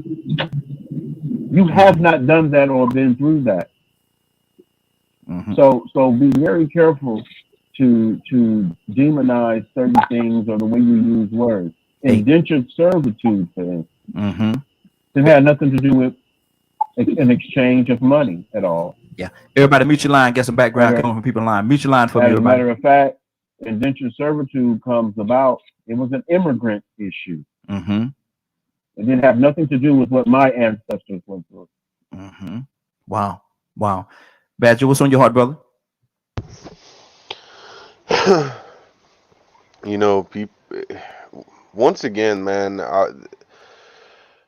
me doing my best to stay civil and not really say a whole lot on this topic today is not. People have used class and money to judge other people or to keep other people down for a long time. Mm-hmm. If you're not fortunate enough where you aren't working a minimum wage job, if you're stuck having to work a minimum wage job, you're going to have to work 3 minimum wage jobs and not sleep to get anywhere. And if you're lucky enough and figure out how to do it, to leave that minimum wage job, to get a job where you only need 1 or 2 jobs, it's a pyramid scheme. In my opinion. It depends on where you're able to work and what you're able to do. Not everyone has the intelligence to go to college. Not everyone has the intelligence to know how to work the system to the degree where they're not stuck in these minimum wage jobs, flipping them burgers and things like that. So I get really angry when this topic gets pulled up, because all these accusations and things like that, throwing me as an example, before I was classified as disabled because, my spine gave out. I'm stuck working a minimum wage job. They used the fact that I could not communicate well with others to keep me out of every management position. And when I actually left that job to go to another job, attempting to be a manager, I epically failed at it because I'm not good at talking with people. Uh, I tried going to college, but certain classes were very difficult for me. I got no accommodations to actually help me succeed. They were like, well, if you can't do this, then just leave. Um, and here I am with an IQ of 190 in certain areas, but but because of the areas I lack in, I was turned down, had people's backs turned to me, and all kinds of things like that. So I went, screw it, I'll go in the construction. Did construction and stuff, and then one day my back went, nope, I'm done, and it gave out.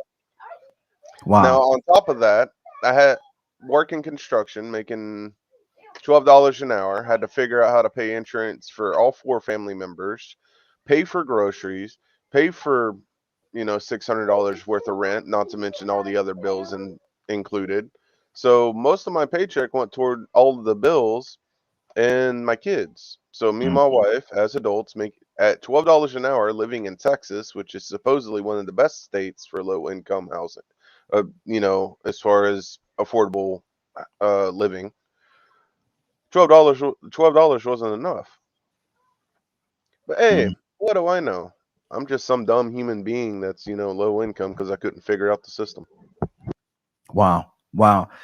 We at 10 o'clock, so everybody give me your very quick version of what we talk about so we can get on out of here. Rico, what's on your heart, brother?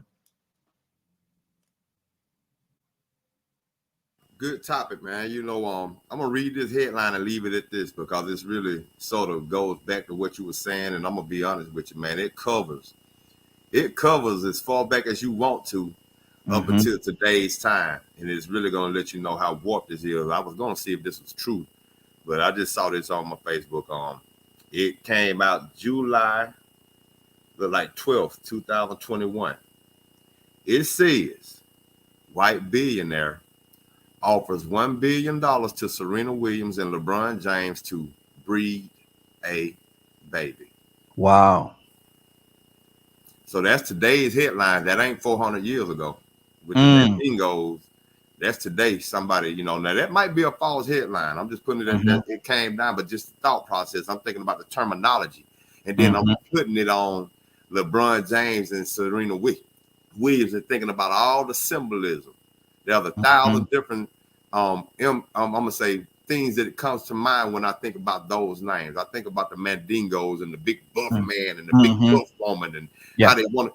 All that comes to mind. Yeah. I think about the fact of that indecent proposal. That's part of the indecent proposal. That's pretty much an indecent proposal. Somebody gonna ask, they offered them that, supposedly. Yeah. But now the question is, would they accept it? What would people do for the money? Exactly. I heard Cassandra in the background. Cassandra, what's on your heart, sis? Yeah, I mean, those are great analogies. Whether that was a true thing or not, it does put you in that mindset of when they did that for breeding. You understand what I'm saying? But let me tell you, that's not a far-fetched notion. Really quickly, that's not a far-fetched notion, because remember, the Germans were trying to create a master race because they felt like they were the ones. So they literally were putting people together trying to get these, I guess, super kids, or you know what I'm saying? Yeah. White, blue-eyed, blonde hair type thing. So there are a lot of things that in our society that people have tried to do using money to create anything they wanted to, pretty much. So good and evil. Absolutely. Tucson? Yeah. I can imagine somebody doing that. Yeah. And just what they what they would do with the child. Yeah. The reason. And then they wouldn't give 2 nickels for me and nobody. Mm-hmm. For me and nobody to get together. What you trying to say? What you trying to say there, Tucson? What you trying to say, brother? Brother Pete, what's on your heart, brother? He said 2 nickels. Money, go get that money. Oh, Go get the paper. Oh Lord. Money, Oh go Lord. get that money. He get you some. Get you some. Lord. okay. Lord, Let's raise the offering. we got singing renditions and everything going on today. Bishop, are you gonna sing too, brother?